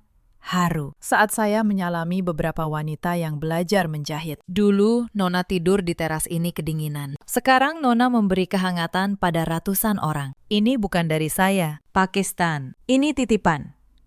Melalui kita. Saya merasa damai. Disinilah warisan ayah saya yang sesungguhnya, bukan pada tumpukan uang, tapi pada kebaikan yang bisa saya sebarkan. Di tempat lain, kenyataan terasa jauh berbeda. Di penjara, wanita. Siska terlibat perkelahian demi sepotong kain. Wajahnya yang dulu cantik, kini penuh bekas luka. Ia ditakuti sekaligus dibenci, tanpa seorang teman pun. Sendirian, persis seperti yang ia takutkan. Di penjara, pria. Rudy mengepel lantai dengan gerakan lambat seperti robot. Badannya semakin kurus. Setiap malam, ia terbangun, berteriak memimpikan saya. Penyesalan menggerogotinya hidup-hidup. Ia telah kehilangan kebebasan, harga diri, dan satu-satunya wanita yang pernah tulus mencintainya. Saya tahu, ada satu hal lagi yang harus saya lakukan untuk menutup buku ini. Minggu berikutnya, saya mengunjungi penjara. Ini bukan kunjungan yang saya inginkan, tapi yang saya butuhkan. Saya duduk di ruang kunjungan, dipisahkan kaca tebal. Rudy dibawa masuk. Saat melihat saya, ia langsung jatuh berlutut di sisi lain kaca, menangis tanpa suara. Ia meraih gagang telepon di dinding. "Naila, kamu datang." Suaranya bergetar. "Maafkan aku, Nay. Maafkan aku. Aku bodoh. Aku dibutakan oleh ibu. Naila, tolong aku. Keluarkan aku dari sini. Aku janji akan jadi budakmu seumur hidup. Aku mohon, Nay." Saya mengangkat gagang telepon di sisi saya. Saya menatap pria yang hancur di depan saya. Tidak ada cinta di sana. Tidak ada benci. Hanya kekosongan. "Aku datang bukan untukmu, Rudy," kata saya. Tenang. Rudy berhenti menangis. Menatap saya bingung. "Aku datang untuk diriku sendiri. Aku kesini untuk bilang, aku memaafkanmu." Lanjut saya. "Aku memaafkanmu. Aku memaafkan ibumu. Dan aku memaafkan Siska." Mata Rudy berbinar sejenak, penuh harapan. Jadi kamu akan?" "Tidak." Potong saya. "Aku memaafkan kalian. Bukan karena kalian pantas dimaafkan, tapi karena aku pantas untuk merasa damai. Aku tidak mau membawa kebencian ini selamanya. Itu beban yang terlalu berat." Harapan di mata Rudy padam. "Hukumanmu adalah urusanmu dengan negara dan dengan Tuhan. Urusanku denganmu selesai hari ini," kata saya. Saya meletakkan gagang telepon kembali ke tempatnya, memutus suara tangisan Rudy. Saya berdiri, tidak menoleh ke belakang lagi. Saya berjalan keluar dari gedung penjara yang suram, melangkah ke bawah sinar matahari yang cerah. Pak Bagas sudah menunggu di depan mobil, membukakan pintu. "Kita kemana, Nona?" Saya masuk ke dalam mobil. Saya menarik napas dalam-dalam, merasakan udara kebebasan. "Kita pulang, Pak Bagas." Saya tersenyum. Senyum tulus yang benar-benar lepas. Saya akhirnya mengerti. Warisan sejati ayah saya bukanlah triliunan rupiah atau kerajaan bisnis. Warisan sejatinya adalah kesempatan kedua. Kesempatan untuk bangkit dari kehancuran, menemukan keadilan. Dan yang terpenting, menemukan kedamaian untuk diri saya sendiri. Cerita ini mengajarkan satu hal pada kita. Jangan pernah mengukur seseorang dari hartanya. Dan jangan pernah merasa aman saat menyakiti orang yang mempercayaimu. Karena roda kehidupan selalu berputar. Di luar sana, ada banyak perempuan yang seperti saya dulu. Bekerja keras siang malam, menafkahi keluarga. Namun tetap dipandang rendah karena dianggap melupakan kodrat. Mereka membangun segalanya sendiri, lalu dikhianati oleh orang yang paling mereka percaya. Ada juga banyak suami seperti Rudy, pria yang nyaman hidup dari keringat istrinya, namun diam-diam menyimpan iri, dan berbalik membuang istrinya begitu ujian datang. Ada pula para ibu mertua seperti Ibu Ratih, wanita yang menutup pintu hatinya, yang melihat menantu bukan sebagai keluarga, melainkan sebagai ancaman yang harus disingkirkan. Siska menjalani hari-harinya dalam jeruji, sendirian, dan dibenci. Rudy membusuk dalam penyesalan yang tak berujung. Ibu Ratih menua di balik tembok penjara, ditemani kebencian yang ia rawat sendiri. Sementara saya, perempuan yang mereka buang ke jalanan, bangkit menjadi diri yang lebih kuat, lebih damai, dan lebih utuh dari sebelumnya. Dalam hidup, kita selalu punya pilihan. Memilih untuk hancur, atau memilih untuk bangkit. Memilih membawa dendam, atau memilih melepaskannya demi kedamaian sendiri. Ceritakan kisah kalian di kolom komentar. Terima kasih sudah menemani sampai akhir. Suamiku meninggal belum genap 7 hari. Asap dupa di depan fotonya bahkan belum hilang. Tetapi keluarga mertuaku sudah memanggilku ke ruang tengah. Mereka menyodorkan selembar surat, sebuah pulpen, dan tas kain berisi pakaian lamaku. Ibu mertuaku menatap perutku yang mengandung 4 bulan, lalu berkata dingin, "Anak dalam kandunganmu belum tentu darah daging keluarga ini." Halo sahabat cerita, selamat datang kembali di kanal ini. Kisah hari ini terinspirasi dari peristiwa nyata tentang seorang perempuan yang kehilangan suami, lalu kehilangan tempat berpijak hanya dalam 1 malam. Jika kalian menyukai cerita tentang keadilan, tinggalkan jejak di kolom komentar. Mari kita mulai. Namaku Dewi Lestari, 28 tahun. Aku tidak punya pekerjaan tetap, hanya mengurus rumah dan menunggu suamiku pulang. Sudah 3 tahun aku menjadi istri Budi. Aku percaya selama suami istri sehati, kesulitan apapun bisa dilewati. Budi pria yang sangat baik. Ia tidak banyak mengumbar kata manis, tetapi hidupnya lurus dan penuh tanggung jawab. Hari ketika tahu aku hamil, ia bahagia sampai tidak bisa tidur. Ia menggenggam tanganku erat. Apapun yang terjadi, jaga anak kita. Dia darah dagingku, dan dia akan jadi kekuatanmu. Waktu itu aku memarahinya karena bicara yang tidak-tidak. Siapa sangka, kalimat itu menjadi pesan terakhir yang paling kuingat. Kecelakaan itu terjadi pada sore yang kelabu. Budi mengantar dokumen proyek kepada klien. Ia berjanji pulang membawa bubur ayam. Karena beberapa hari itu, aku tak bisa makan nasi. Aku mengirim pesan agar ia hati-hati. Ibu dan anakmu menunggu bubur dari ayah. Namun malam itu yang datang bukan semangkuk bubur, melainkan telepon dari nomor tak dikenal. Budi kecelakaan. Ketika aku tiba di rumah sakit, semuanya sudah terlambat. Aku tak sempat mendengar ia memanggil namaku untuk terakhir kalinya. Selama pemakaman, aku seperti kehilangan jiwa. Tetapi Ibu Suryani hanya berdiri dengan wajah sedingin batu. Tatapannya bukan seperti pada menantu yang kehilangan suami, melainkan seperti melihat sebuah utang yang belum tahu cara melunasinya. Mas Dharma, kakak iparku, lebih membuatku merinding. Ketika pelayat berkurang, ia sudah bertanya soal sertifikat, rekening, dan asuransi kecelakaan Budi. Dokumen harus segera diurus supaya tidak berantakan. Suamiku masih terbaring, tanah kuburnya belum kering. Tetapi di kepala kakaknya hanya ada angka. Adik iparku, Rina, tak kalah kejam. Ia bicara cukup keras agar aku mendengar. Kak Dewi ini baru masuk keluarga kita. Mas Budi malah kena musibah. Ada orang yang pembawaannya begitu. Masuk rumah manapun, rumah itu pasti sial. Aku ingin bertanya, Budi itu suamiku. Apa penderitaanku belum cukup? Namun, aku hanya menunduk, meletakkan tangan di perut, dan menelan air mata. Malam terakhir setelah pemakaman, rumah menjadi sunyi mencekam. Aku baru selesai mengganti air di meja altar saat Ibu Suryani keluar dari kamarnya. Suaranya datar.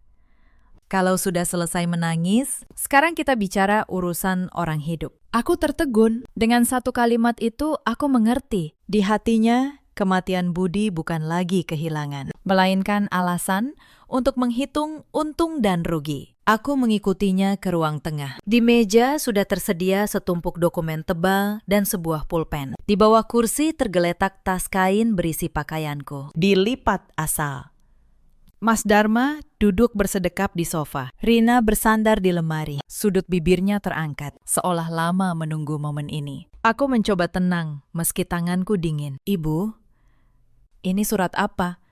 Ibu Suryani memandangku dari ujung kepala hingga kaki. Lalu tatapannya berhenti lama di perutku. Ia mendorong tumpukan kertas itu ke arahku. Suaranya pelan, tetapi setiap kata menusuk seperti jarum. Tanda tangani. Setelah itu, kemasi barangmu dan pergi. Anak dalam kandunganmu belum tentu darah daging keluarga Santoso. Jangan berpikir menggunakannya untuk menguasai harta anakku. Seluruh tubuhku membeku. Foto Budi ada di belakang punggung ibu mertuaku. Tetapi tak seorang pun di ruangan itu ingat betapa Budi mencintaiku. Betapa ia mendambakan anak ini. Surat itu menyatakan, Aku sukarela meninggalkan keluarga Santoso, tidak menuntut harta, tidak lagi punya kaitan dengan warisan budi. Masa berkabung belum lewat 7 hari, baju hitamku masih berbau dupa. Tetapi mereka sudah selesai merancang cara membuangku. Mas Dharma bersandar dengan tatapan menghina. Budi sudah mati. Untuk apa kamu tinggal? Menunggu melahirkan,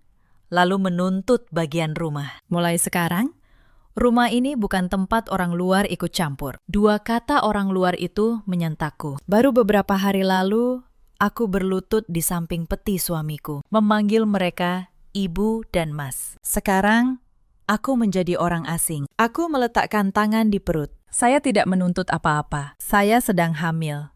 Setidaknya izinkan saya tinggal sampai melahirkan. Saya hanya butuh tempat tenang untuk cucu Mas Budi. Ibu Suryani menggebrak meja. Pulpen menggelinding, jatuh. Baru sebentar berkabung. Mulutmu sudah bicara uang dan rumah. Kamu masih berani bilang tidak serakah? Rina menimpali sinis. Sudahlah.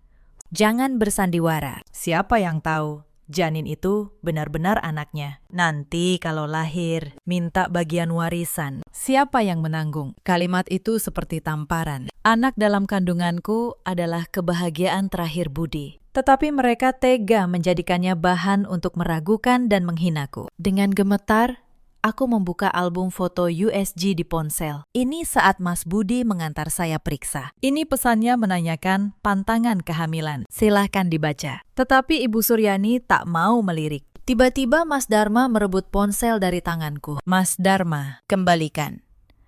Ia melihat layar, lalu tertawa sinis. Hal begini bisa membuktikan apa? Kalau pintar, diam, dan tanda tangani. Kalau berani bikin keributan. Jangan salahkan aku menyebar kabar ke seluruh kampung bahwa kamu perempuan tidak benar dan janin itu tidak jelas ayahnya. Aku membeku. Bukan karena takut tuduhan untuk diriku, tetapi karena aku takut anakku yang belum lahir harus menanggung aib yang diciptakan keluarga ayahnya sendiri. Ibu Suryani kembali duduk. Suaranya lebih dingin. Pilihan pertama, tanda tangani dan pergi tenang. Pilihan kedua, kami menuntut balik.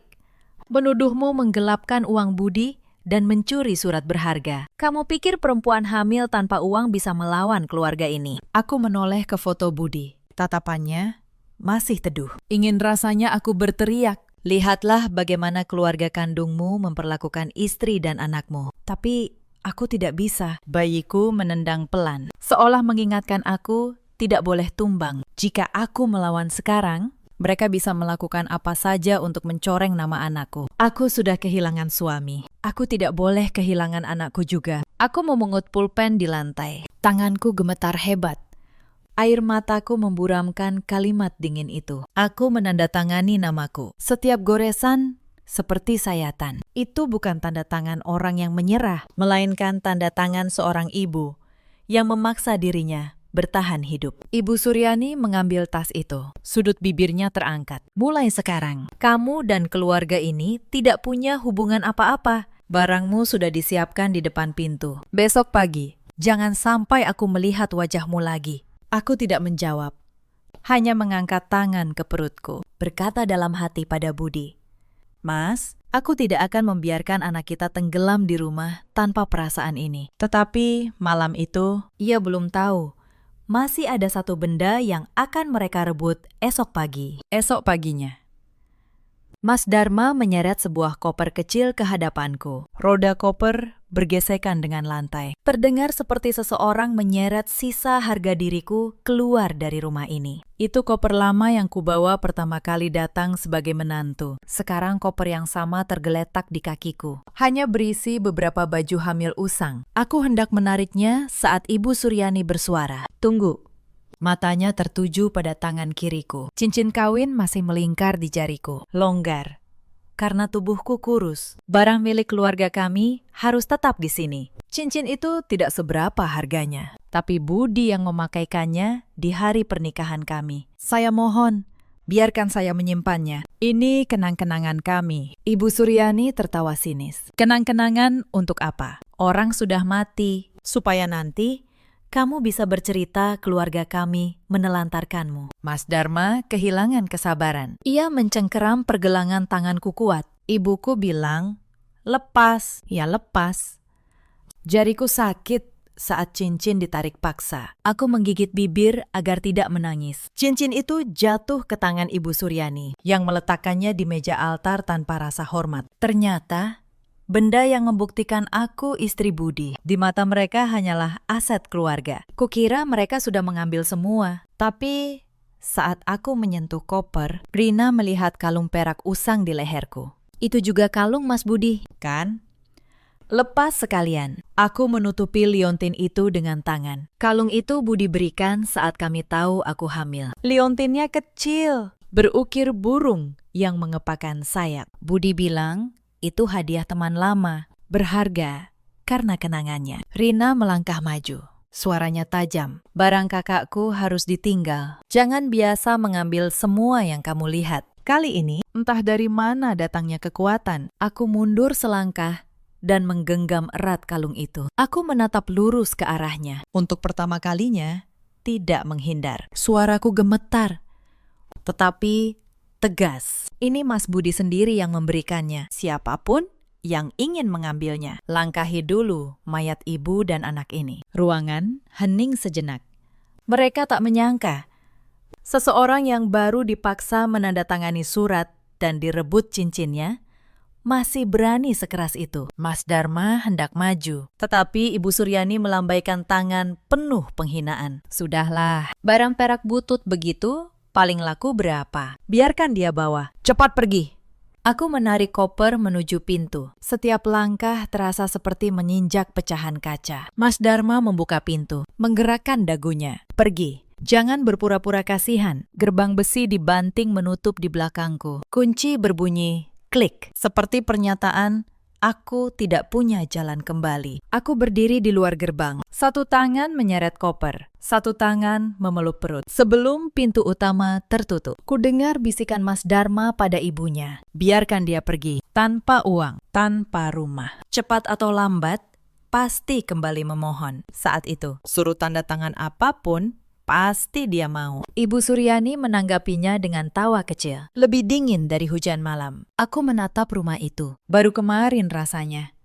Tempat ini tempatku memasak untuk Budi. Menunggunya pulang larut. Tapi hanya setelah satu pemakaman. Semua ikatan telah mereka ukur dengan uang asuransi dan hak waris. Aku berdiri di bawah gerimis cukup lama. Lalu menarik koper, meninggalkan gang itu. Aku tidak tahu kemana tujuanku. Hanya tahu aku tidak boleh tumbang di sini. Aku berbisik ke perutku. Maafkan ibu.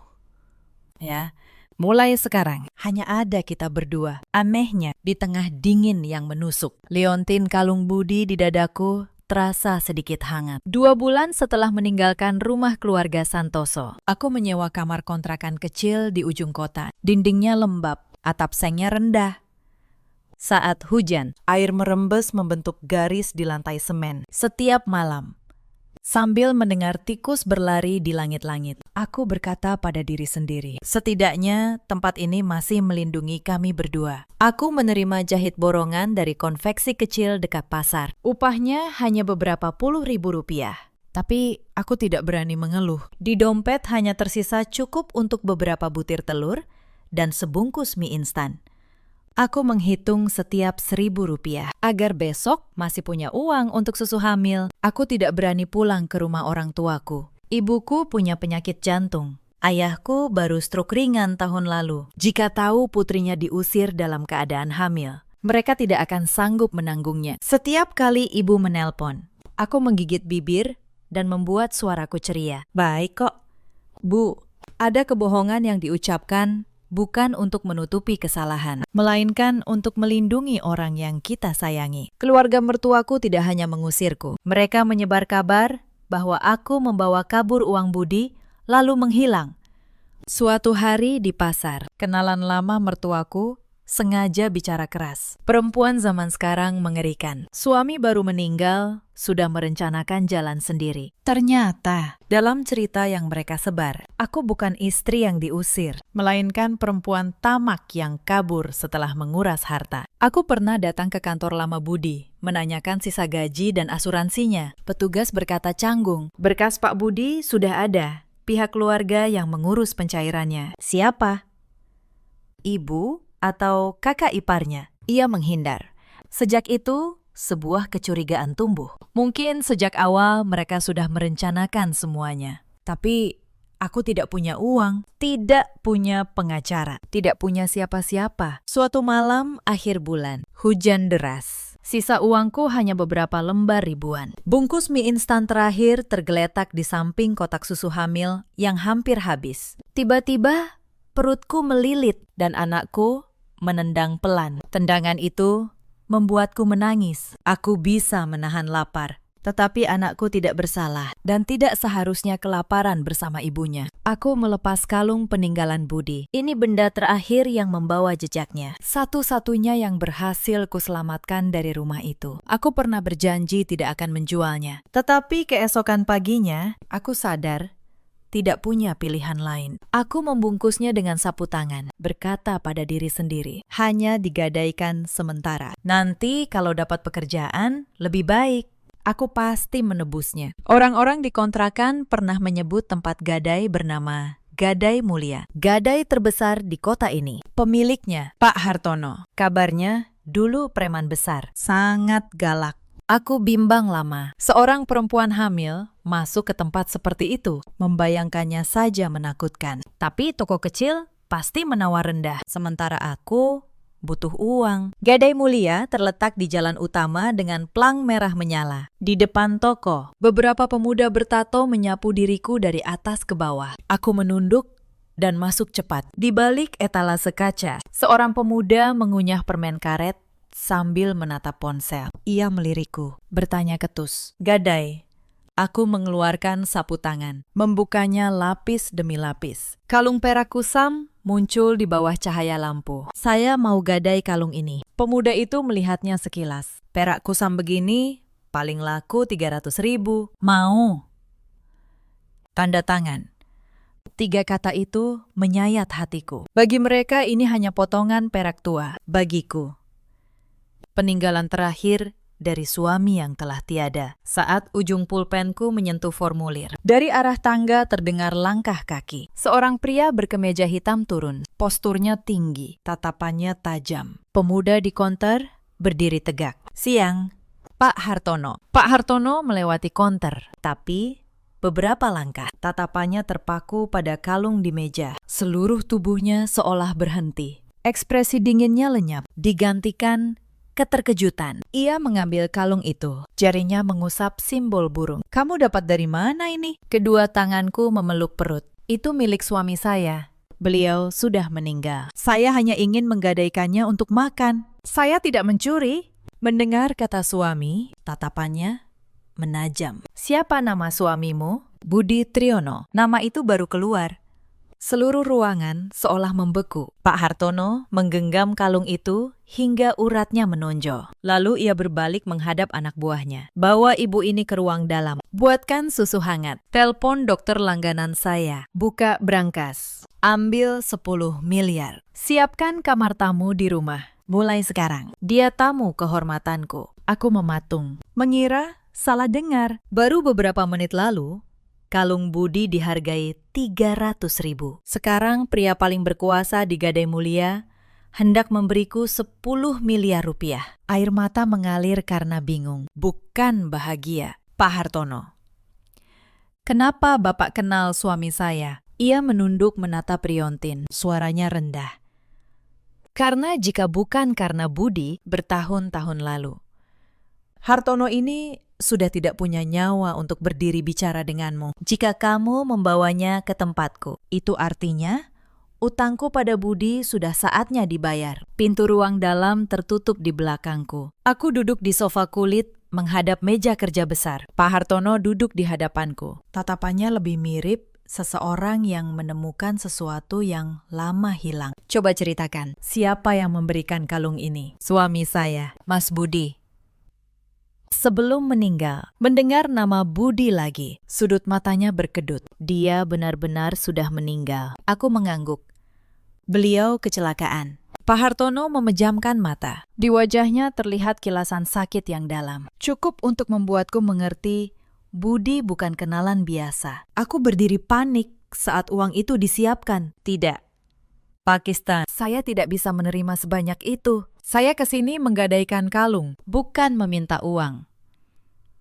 Tiba-tiba, Pak Hartono menggebrak meja, tetapi nadanya bukan memarahiku, melainkan ketidakadilan yang menimpaku. Kamu tidak boleh terpojok sampai harus menggadaikan benda ini untuk beberapa ratus ribu. Sejak Budi meninggal, tidak pernah ada yang berkata begitu padaku. Orang-orang hanya meragukan, mengusir, memfitnah.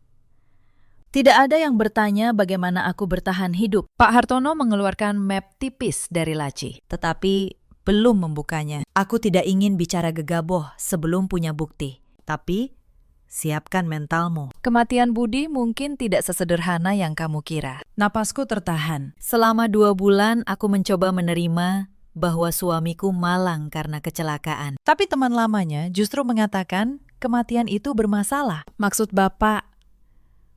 Pak Hartono menatap kalung di tanganku. Budi bukan orang yang ceroboh saat berkendara. Dan ada orang-orang yang hanya menunggu dia jatuh untuk merampas semua milikmu dan anakmu. Kalimat itu seperti petir di hati. Untuk pertama kalinya, rasa sakit kehilangan suamiku berubah menjadi kecurigaan yang jauh lebih menakutkan. Pak Hartono kembali duduk, bahunya turun. Tatapannya menerawang. Dulu aku dan Budi satu angkatan di universitas. Keluarganya miskin, ayahnya kuli.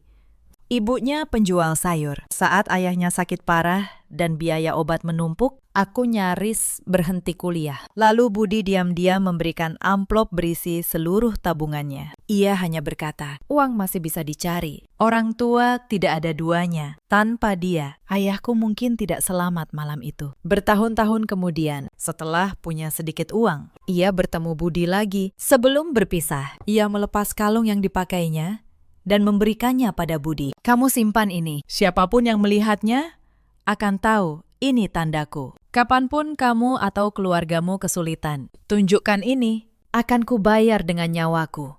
Aku menyentuh leherku, tempat kalung itu biasa melingkar. Ternyata benda yang kukira hanya kenang-kenangan usang, membawa janji yang begitu berat. Saat Budi memakaikannya di leherku, ia tidak hanya memberiku benda. Ia diam-diam meninggalkan sebuah jalan keluar untukku dan anak kami. Pak Hartono mengeluarkan map tipis, tetapi menahan tangannya di atasnya. Aku tidak ingin bicara gegabah sebelum punya bukti. Tapi Budi bukan orang yang ceroboh saat berkendara. Dan ada orang-orang yang hanya menunggu dia jatuh untuk merampas semua milikmu dan anakmu. Kalimat itu seperti petir di hati. Aku teringat Mas Dharma yang berkata cepat saat pemakaman. Semua urusan sudah selesai, jangan diungkit. Ibu Suryani juga bilang, aku jangan banyak bertanya. Dulu kupikir mereka kasihan. Sekarang setiap kata itu berubah menjadi duri. Mulai sekarang, hati-hati.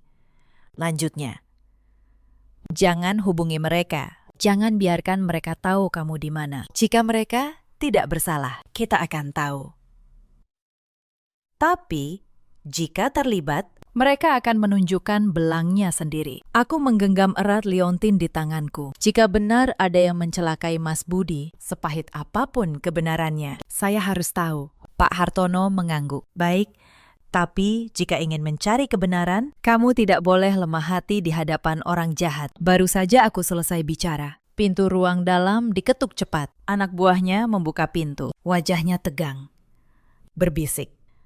Tapi aku masih mendengar beberapa kata. Keluarga mertuanya datang.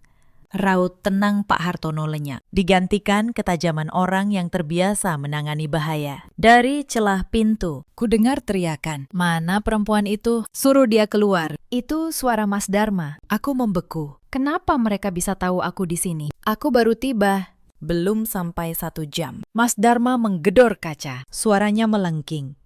Aku tahu dia di dalam. Perempuan itu mencuri barang dari rumah kami.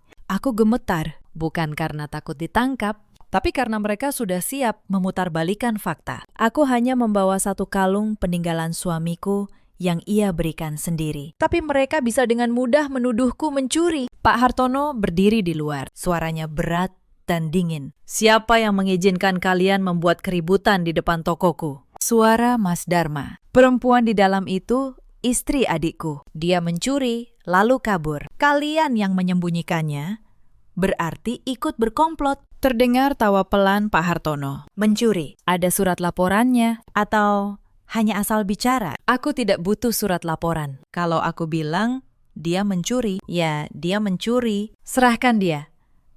Pintu terbuka. Pak Hartono masuk. Duduk di sini, jangan keluar. Aku menggeleng. Mereka mencari saya. Saya akan jelaskan. Ia memotong.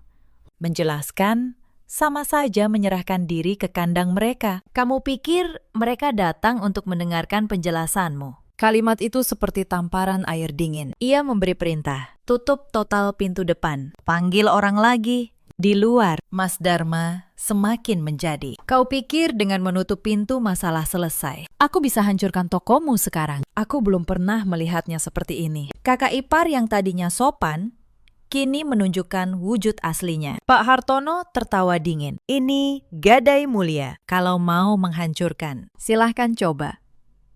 Hanya satu kalimat. Suasana di luar berubah. Beberapa saat kemudian, langkah kaki menjauh. Hanya umpatan samar yang menghilang. Aku menghela napas panjang. Kakiku lemas. Aku berpegangan pada meja. Pak Hartono berbalik. Suaranya merendah tapi tegas. Mulai sekarang, kamu tidak boleh pergi sendirian. Mereka sudah mengendus keberadaanmu. Itu artinya, mereka ketakutan. Orang hanya takut ketika ada sesuatu yang harus disembunyikan. Dan kamu memegang sebagian dari rahasia itu. Aku memeluk perut. Untuk pertama kalinya, aku merasa jelas. Aku bukan lagi sekadar janda yang diusir. Aku berdiri di tengah masalah yang jauh lebih besar. Mobil membawaku keluar lewat pintu belakang gadai mulia. Aku duduk di tengah, diapit dua anak buah Pak Hartono. Lewat kaca, aku masih melihat bayangan Mas Dharma berkeliaran di kejauhan. Wajahnya penuh amarah, tapi kali ini ia tidak bisa lagi menjangkauku. Kediaman Pak Hartono terletak di ujung jalan lebar yang sepi. Diapit barisan pohon palem. Gerbang besi hitam yang tinggi terbuka perlahan. Di dalam, ada halaman luas dengan penjaga di kedua sisi. Jika tidak melihatnya sendiri, aku tidak akan menyangka pria yang dirumorkan galak itu tinggal di tempat setenang ini. Di ruang makan sudah terhidang bubur hangat, ikan kukus, sayur bening, dan segelas susu hamil yang masih mengepul. Selama 2 bulan, aku terbiasa menghitung setiap bungkus mie. Sekarang, di hadapanku ada hidangan layak, tapi aku justru tidak tahu bagaimana memulainya. Pak Hartono berdiri di sampingku. Makan. Mencari kebenaran juga butuh tenaga. Aku menyuap sesendok bubur, hangat dan lembut, tapi baru beberapa suap. Air mataku jatuh. Pak Hartono tidak bertanya kenapa. Mungkin ia mengerti. Terkadang orang menangis bukan karena penderitaan bertambah, melainkan karena untuk pertama kalinya setelah sekian lama, ada seseorang yang memperlakukannya sebagai manusia. Sore harinya, ia membawaku ke ruang kerja. Di atas meja, beberapa map sudah tersusun. Ini salinan kontrak proyek Budi. Ini asuransi kecelakaannya. Dan ini salinan rekening koran dari beberapa akun terkait. Aku melihat angka, tanggal, dan tanda tangan. Setelah Budi meninggal, ada sejumlah uang ditarik sangat cepat. Santunan dari kantor ditransfer ke rekening atas nama Ibu Suryani. Polis asuransi sedang diklaim, tetapi perwakilannya Mas Dharma. Bahkan ada surat kuasa yang belum pernah kulihat, menyatakan Budi setuju kakaknya mewakili. Tanda tangan di bawahnya sekilas mirip tulisan Budi, tapi semakin kuperhatikan, semakin terasa janggal. Aku menunjuk surat itu. Tanda tangan ini tidak bersih seperti tanda tangan Mas Budi. Pak Hartono setuju. Aku juga merasa begitu. Ini perlu diperiksa ahli. Tapi setidaknya ini menunjukkan ada yang sudah menyiapkan semuanya dengan rapi. Aku merinding. Sejak Budi tiada, hingga aku diusir. Semuanya terjadi begitu cepat dan mulus. Seperti skenario yang sudah dilatih. Rasa sakit masih ada. Tapi di atasnya, mulai tumbuh sesuatu yang lebih keras dan dingin. Aku mengangkat wajah. Suaraku gemetar. Tapi setiap kata jelas. Jika Bapak mau membantu saya tidak butuh 10 miliar itu. Saya hanya ingin tahu siapa yang menyebabkan kematian suami saya. Dan semua yang menjadi hak anak saya akan saya ambil kembali untuknya. Pak Hartono menatapku beberapa detik, lalu menundukkan kepala perlahan. Baik, tapi ingat, sekali melangkah, kamu tidak bisa mundur.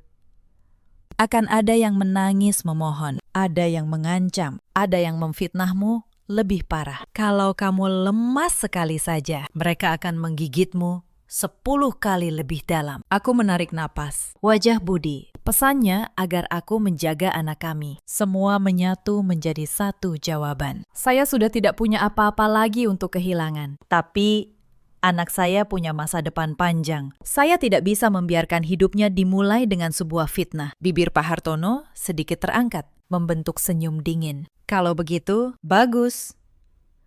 Mulai besok, kita tidak lagi meminta keadilan. Kita akan menyeret mereka satu persatu turun dari kursi mereka. Keesokan paginya, ia menyiapkan mobil untuk mengantarku kembali ke rumah keluarga Santoso. Sebelum berangkat, ia meletakkan sebuah kancing baju hitam kecil di atas meja. Di dalamnya ada alat perekam. Kamu tidak perlu melakukan apa-apa. Biarkan mereka bicara sendiri. Orang serakah. Kalau sudah disentil soal uang, biasanya tidak bisa menjaga mulut. Aku menatap kancing itu. Telapak tanganku dingin, tapi aku mengangguk. Kepulanganku kali ini bukan untuk memohon, melainkan untuk menyingkap secuil tabir kebenaran. Pak Hartono mengatur 2 orang mengikuti dari jauh. Kalau merasa tidak aman, letakkan tangan di perutmu 3 kali. Orangku akan langsung masuk. Gerbang rumah keluarga Santoso masih sama. Hanya di mataku, kini terlihat seperti mulut perangkap yang pernah menelanku. Aku menekan bel. Rina keluar membuka pintu. Begitu melihatku, wajahnya berubah. Ia berteriak ke dalam, "Bu!" Dia kembali. Lalu menatapku dari atas ke bawah sambil tersenyum sinis. "Kenapa? Sudah habis uang. Sudah kuduga, kamu pasti merangkak kembali." Aku menunduk, berpura-pura lelah. Sebenarnya aku tidak perlu berakting. Wajahku memang sudah pucat. "Izinkan aku bertemu ibu sebentar. Ada yang ingin kumohon." Rina membuka pintu. Mungkin ingin melihat betapa menyedihkannya aku. Ibu Suryani sedang minum teh di ruang tamu. Melihatku masuk, ia meletakkan cangkirnya. Suaranya tajam. "Masih punya muka kamu kembali ke sini. Belum mati di jalanan." Kalimat itu menusuk, tapi aku tetap menunduk. Tanganku menyentuh pelan, perekam di dada. Bukan karena takut, tapi karena aku butuh ia bicara lebih banyak. Aku menjawab lirih. "Saya hanya ingin meminta sedikit uang untuk berobat. Saya kurang darah," kata dokter. "Kalau tidak diperbaiki, bayinya bisa bahaya." Ibu Suryani tertawa dingin. "Bayi siapa saja belum jelas. Kamu pakai untuk mengancamku." Rina ikut memanas. "Jangan didengarkan, Bu.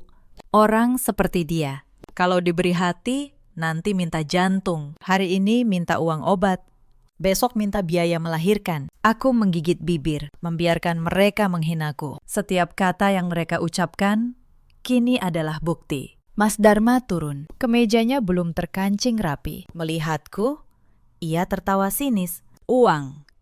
Sampai mati pun jangan harap dapat. Kamu sudah tanda tangan surat, masih mau kembali mengemis." Aku mengangkat wajah. "Mas, saya tidak meminta bagian saya, tapi Mas Budi meninggal. Dari kantornya ada santunan, asuransi juga ada. Saya hanya minta sedikit untuk periksa kandungan. Anak ini anak Mas Budi." Begitu mendengar kata asuransi, mata Mas Dharma berubah. Ia melirik Ibu Suryani, yang wajahnya ikut menegang. Aku melihat momen itu. Jantungku berdebar. Aku melanjutkan. "Dan proyek terakhir Mas Budi sebelum meninggal. Dia pernah bilang kalau proyek itu selesai, akan ada bagian untuk saya dan anak kami." Ibu Suryani tiba-tiba menggebrak meja. Cangkir tehnya bergetar. "Berani-beraninya kamu menyebut uang itu di hadapanku. Uang itu milik keluarga ini. Dia sudah mati. Jadi, hartanya milikku, milik kakak dan adiknya. Kamu itu siapa?" Ruangan hening sejenak.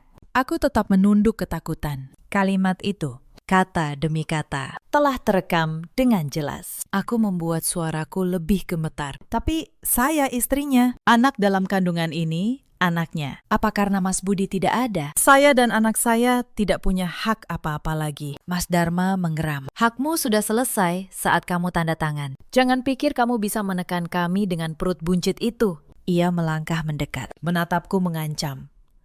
Sebaiknya kamu enyah sebelum aku suruh orang menyeretmu keluar. Aku mundur sedikit, tapi aku masih sempat mengucapkan satu kalimat yang sudah disiapkan. Jadi, kecelakaan waktu itu. Apa juga karena kontrak dan uang asuransi? Pertanyaan itu baru keluar. Raut Mas Dharma langsung berubah. Tangannya di sandaran kursi mengepal. Ia menggebrak meja.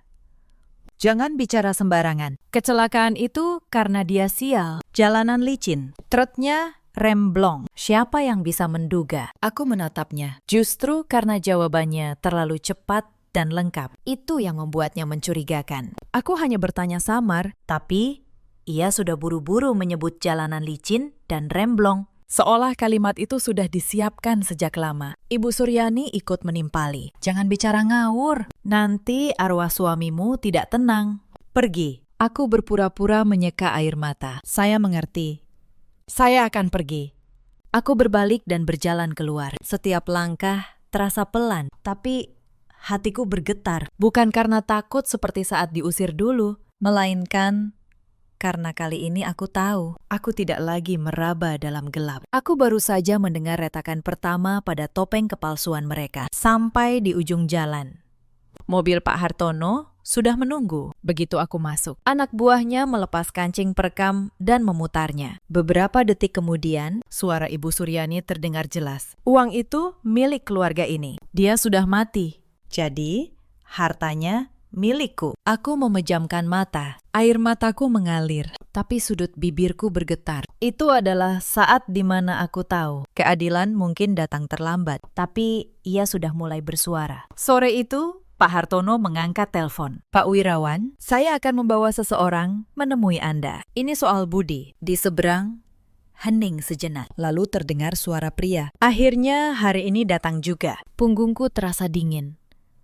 Ternyata, selain Pak Hartono, ada orang lain yang tahu sesuatu tentang suamiku. Hampir 1 jam kemudian, mobil berhenti di depan kantor hukum kecil di lantai 2 bangunan tua. Kantor hukum Wirawan dan rekan. Seorang pria sekitar 50 tahun menyambut kami. Rambutnya mulai memutih. Ia menuangkan segelas air hangat, lalu menatap lama kalung di leherku. Anda istri almarhum Budi. Aku mengangguk. Saya istrinya. Ia menghela napas. Budi pernah datang ke sini 3 kali. Terakhir, ia bilang jika suatu saat terjadi sesuatu padanya, saya harus menyerahkan ini kepada istrinya atau orang yang sedang mengandung anaknya. Jantungku seperti diremas. Budi pernah menemui pengacara.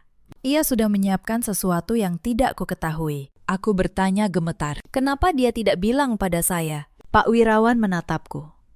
Mungkin karena ia tidak ingin Anda takut, atau karena ia sendiri belum yakin apa yang dihadapinya. Ia membuka brankas kecil, mengeluarkan amplop coklat yang masih tersegel. Di pinggirnya ada tanda tangan Budi, di luarnya tertulis, hanya dibuka jika saya mengalami kecelakaan serius atau meninggal. Penerima, istri, dan anak saya. Melihat tulisan tangan yang kukenal, aku tidak bisa lagi menahan diri. Tulisannya masih sama, sedikit miring.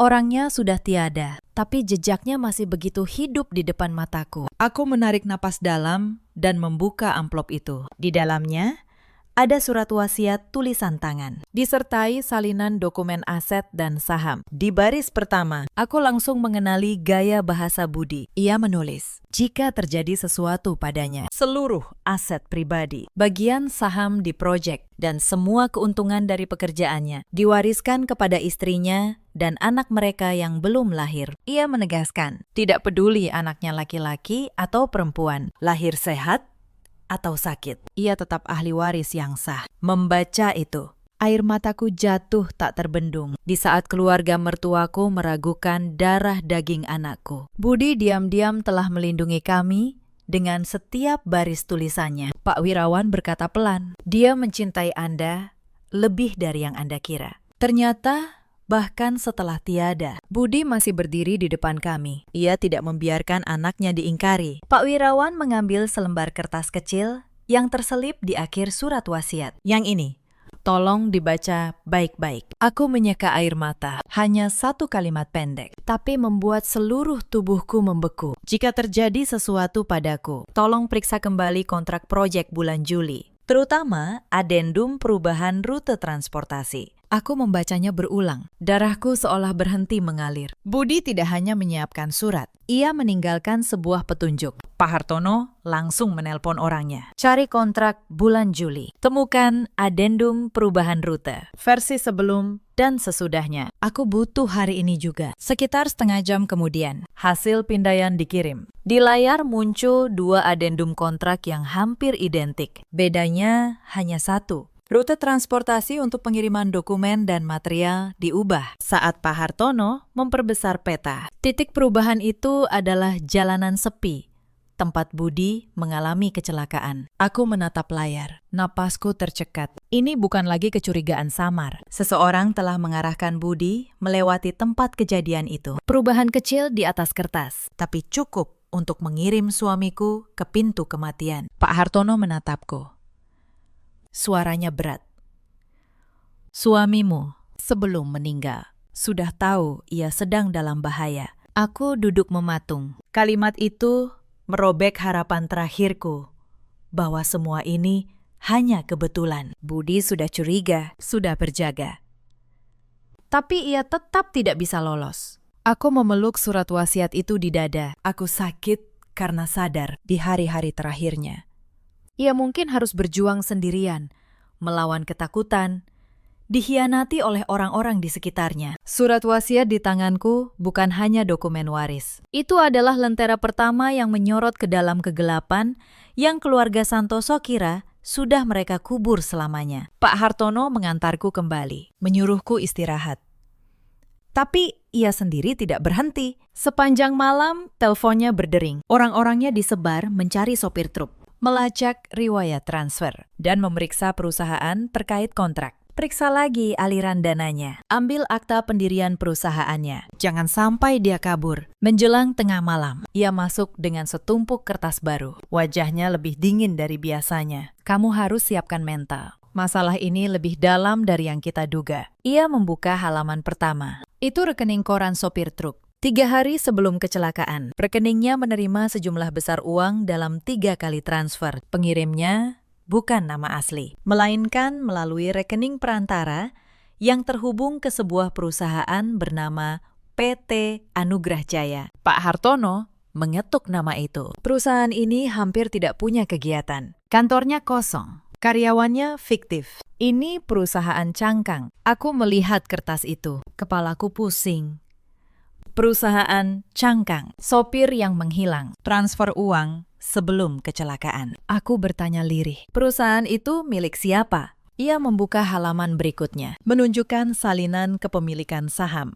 Aku menunduk melihatnya. Dan saat itu juga, jantungku serasa berhenti. Nama salah satu pemegang saham tercetak jelas. Rina Santoso. Tenggorokanku kering. Rina, adik ipar yang tersenyum sinis saat aku diusir, yang meragukan kandunganku. Pernyataan namanya tercantum di perusahaan cangkang yang terkait transfer uang kepada supir truk. Aku tergagap. Tidak mungkin Rina, bahkan saat mengatakannya, aku merasa kalimatku terdengar lemah. Pak Hartono berkata pelan, orang paling berbahaya terkadang bukan yang paling banyak bicara, tapi yang berdiri di belakang, berpura-pura tidak tahu, padahal namanya ada di tempat yang tepat. Aku teringat tatapan Rina malam itu, bukan tatapan adik yang kehilangan kakaknya, melainkan tatapan puas melihatku kehilangan segalanya. Ia membalik halaman lain. Kali ini, foto seorang pria berpakaian rapi. Di belakang Anugrah Jaya ada orang lain. Namanya Iqbal, direktur perusahaan saingan yang pernah bersaing sengit dengan Budi untuk kontrak itu. Aku mencoba mengingat. Budi pernah pulang sangat larut, wajahnya lelah. Aku bertanya, ada apa? Ia hanya bilang, ada yang tidak ingin Mas mendapat proyek ini. Waktu itu aku tidak bertanya lebih jauh. Iqbal pernah kalah tender dari Budi. Lanjut Pak Hartono. Jika Budi menyelesaikan proyek itu, Iqbal kehilangan uang dan reputasi. Motifnya jelas. Aku membeku. Di satu sisi, Ada saingan bisnis yang ingin menyingkirkan suamiku. Di sisi lain, ada keluarga mertua yang menunggu ia tiada untuk merebut harta. Dua pihak yang tampak tidak berhubungan. Akhirnya bertemu di satu titik. Kematian Budi. Aku mengepalkan tangan hingga kuku menancap di telapak. Jadi, keluarga mertua saya. Mereka tahu soal ini. Pak Hartono terdiam. Aku tidak bisa bilang mereka yang menyewa orang untuk menyebabkan kecelakaan. Tapi setidaknya mereka tahu ada yang tidak beres. Alih-alih melapor, mereka memilih diam. Mereka memanfaatkan saat kamu paling lemah untuk memaksamu tanda tangan, mengambil uang, dan merampas semua hakmu. Aku tidak lagi menangis. Anehnya, saat mendengar hal paling kejam, air mataku justru mengering. Mungkin sakitku sudah melampaui batasnya, berubah menjadi sesuatu yang dingin di dada. Wajah-wajah yang dulu kusebut keluarga, kini bukan lagi keluarga suamiku. Mereka adalah orang-orang yang menginjak kematiannya demi keuntungan. Pak Hartono menutup map itu. Kecelakaan Budi adalah konspirasi berlapis. Saingannya bertindak untuk menyingkirkannya dari proyek. Keluarga mertuamu tahu ada masalah, tapi memilih menutupi, mengambil keuntungan, dan menyingkirkanmu dari permainan. Aku meletakkan tangan di perut. Aku berkata sangat pelan, tapi suaraku terdengar mendingin. Kalau begitu, tidak ada satupun yang boleh lolos. 3 hari kemudian, semua bukti terkumpul dalam satu map tebal. Rekaman suara, surat wasiat Budi, adendum perubahan rute, rekening koran, sopir truk, dokumen PT Anugrah Jaya, dan catatan semua uang yang diam-diam diterima keluarga mertua. Pak Wirawan memeriksa setiap lembar, menandai setiap kejanggalan. Pagi itu, ia dan Pak Hartono menyerahkan berkas itu ke pihak berwajib. Aku tidak ikut.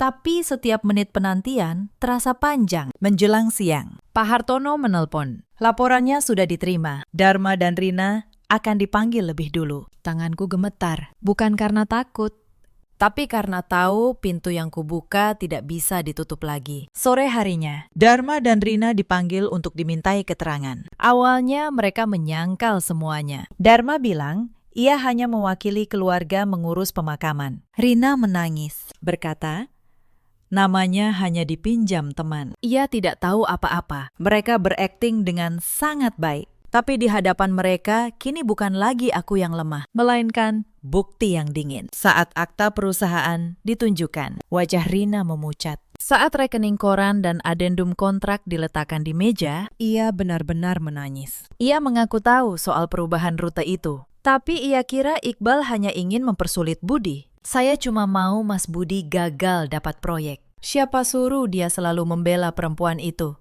Bahkan mau menyerahkan uang untuk mereka. Saya tidak tahu mereka akan sejauh itu. Mendengar pengakuannya, tubuhku terasa dingin. Kata tidak tahu darinya tidak bisa mengembalikan nyawa Budi. Dharma juga tidak bisa lolos. Jejaknya ada di mana-mana. Surat kuasa yang diragukan keasliannya. Uang santunan yang ia terima secara tidak sah. Dan rekaman suara saat ia mengancam. Saat ditanya kenapa ia buru-buru mengusirku, ia menjawab dengan congkak. Dia perempuan bodoh tanpa saya. Mana mungkin dia bisa mengurus apa-apa. Kalimat itu justru menjerumuskannya lebih dalam. Iqbal ditahan setelah sopir truk ditemukan. Sopir itu mengaku ia hanya disuruh memberi pelajaran pada Budi, menyerempet mobilnya agar dokumen proyek rusak. Ia tidak menyangka tabrakan itu berakibat fatal. Mendengarnya, aku hanya bisa tersenyum pahit. Orang selalu berkata, tidak menyangka setelah bencana terjadi. Untuk pertama kalinya, aku bertemu lagi dengan mereka di sebuah ruangan terang, disaksikan penyidik dan pengacara. Aku tidak lagi memakai baju hitam, tidak menunduk, tidak memohon.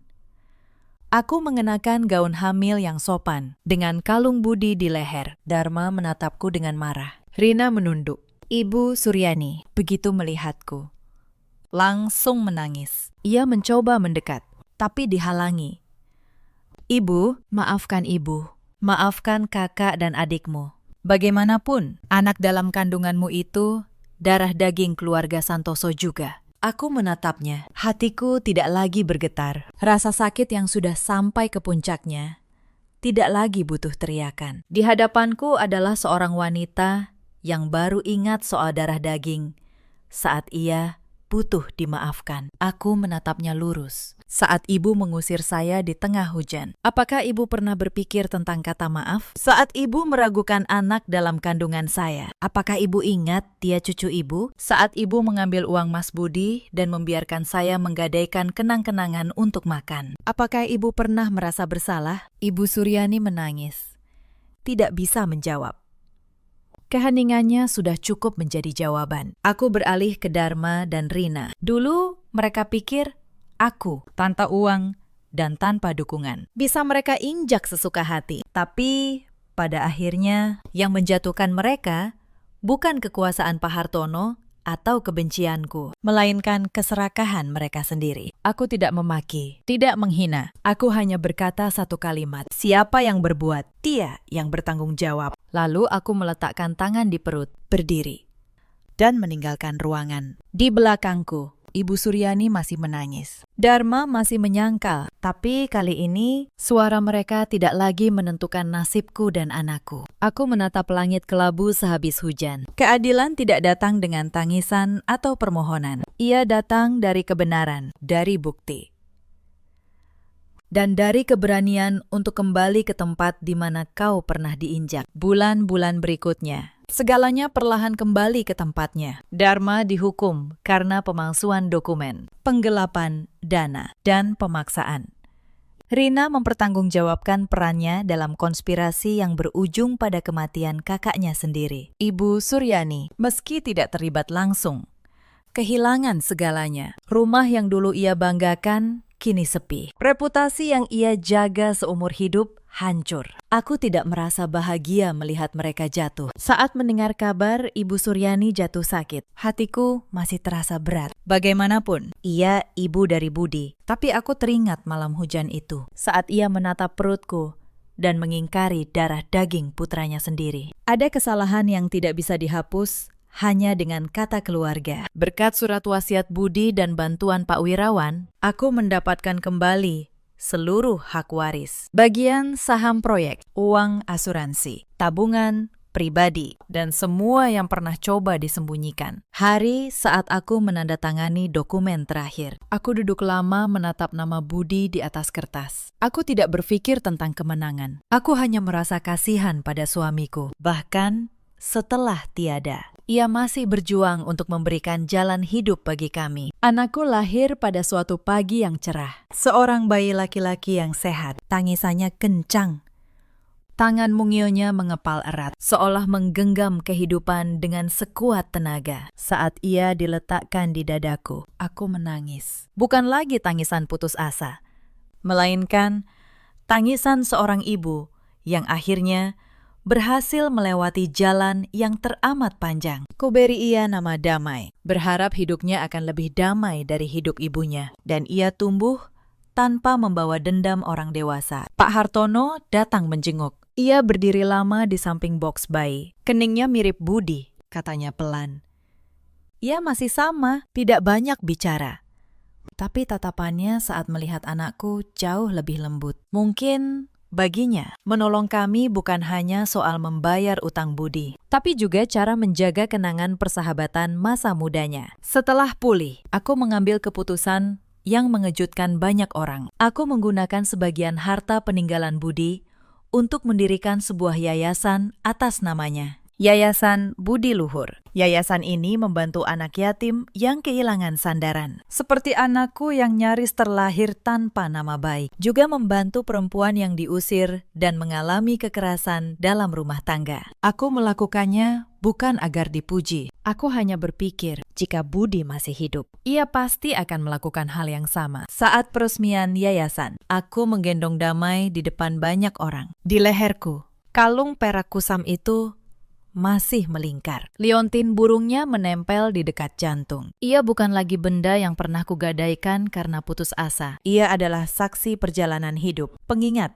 bahwa kebaikan yang tulus bisa menyelamatkan seseorang saat mereka merasa tidak ada lagi jalan keluar. Aku menatap anakku, lalu papan nama yayasan, dan berkata lembut, "Suami saya tidak hanya meninggalkan uang, ia meninggalkan cara untuk hidup." Beberapa waktu kemudian, aku kembali ke depan rumah lama keluarga Santoso. Gerbangnya masih di sana, tapi catnya sudah memudar. Halamannya tidak lagi terlihat megah. Aku berdiri di luar, menggendong Damai. Aku tidak masuk. Tempat itu pernah menjadi saksi aku diusir. Tempat di mana aku kehilangan kepercayaan pada kata keluarga. Tapi anehnya, saat kembali, aku tidak lagi gemetar. Aku mencium kening anakku dan berbisik, "Ayahmu adalah orang yang baik. Ibu akan melanjutkan kebaikannya." Angin berhembus. Liontin kalung itu menyentuh dadaku. Terasa dingin, namun menenangkan. Aku berbalik dan berjalan pergi tanpa menoleh. Di belakangku adalah rumah yang pernah membuatku sakit luar biasa. Di depanku adalah jalan baru bersama anakku. Bersama nama Budi yang kuabadikan dalam kebaikan. Cerita ini mengajarkan kita satu hal. Ikatan darah tidak serta-merta membuat orang menjadi baik. Dan keserakahan bisa membuat keluarga lebih dingin dari orang asing. Jangan pernah meremehkan seorang perempuan hanya karena ia sedang lemah. Dan jangan pernah mengira kebenaran bisa dikubur selamanya hanya karena saksinya telah tiada. Ada banyak perempuan di luar sana yang seperti aku dulu, diusir di saat paling rapuh. Dipaksa menandatangani surat yang tidak mereka pahami, lalu difitnah agar tidak ada yang percaya. Ada juga para suami seperti Budi yang mencintai dalam diam dan menyiapkan perlindungan jauh sebelum bahaya datang. Dan ada pula para ibu mertua yang karena takut kehilangan harta, tega mengingkari darah daging sendiri. Dalam hidup, kita selalu punya pilihan. Kita bisa membiarkan luka mengubah kita menjadi sepahit orang yang melukai kita, atau memilih untuk tetap menjadi orang baik meski sudah kehilangan segalanya. Aku memilih yang kedua, bukan karena aku kuat, tapi karena ada seorang anak kecil yang menatapku dan layak tumbuh dengan hati yang utuh. Jika kalian pernah berada di posisi seperti aku, ceritakan kisah kalian di kolom komentar. Mungkin cerita kalian akan menjadi lentera bagi orang lain yang sedang berjalan dalam gelap. Terima kasih sudah menemani sampai akhir.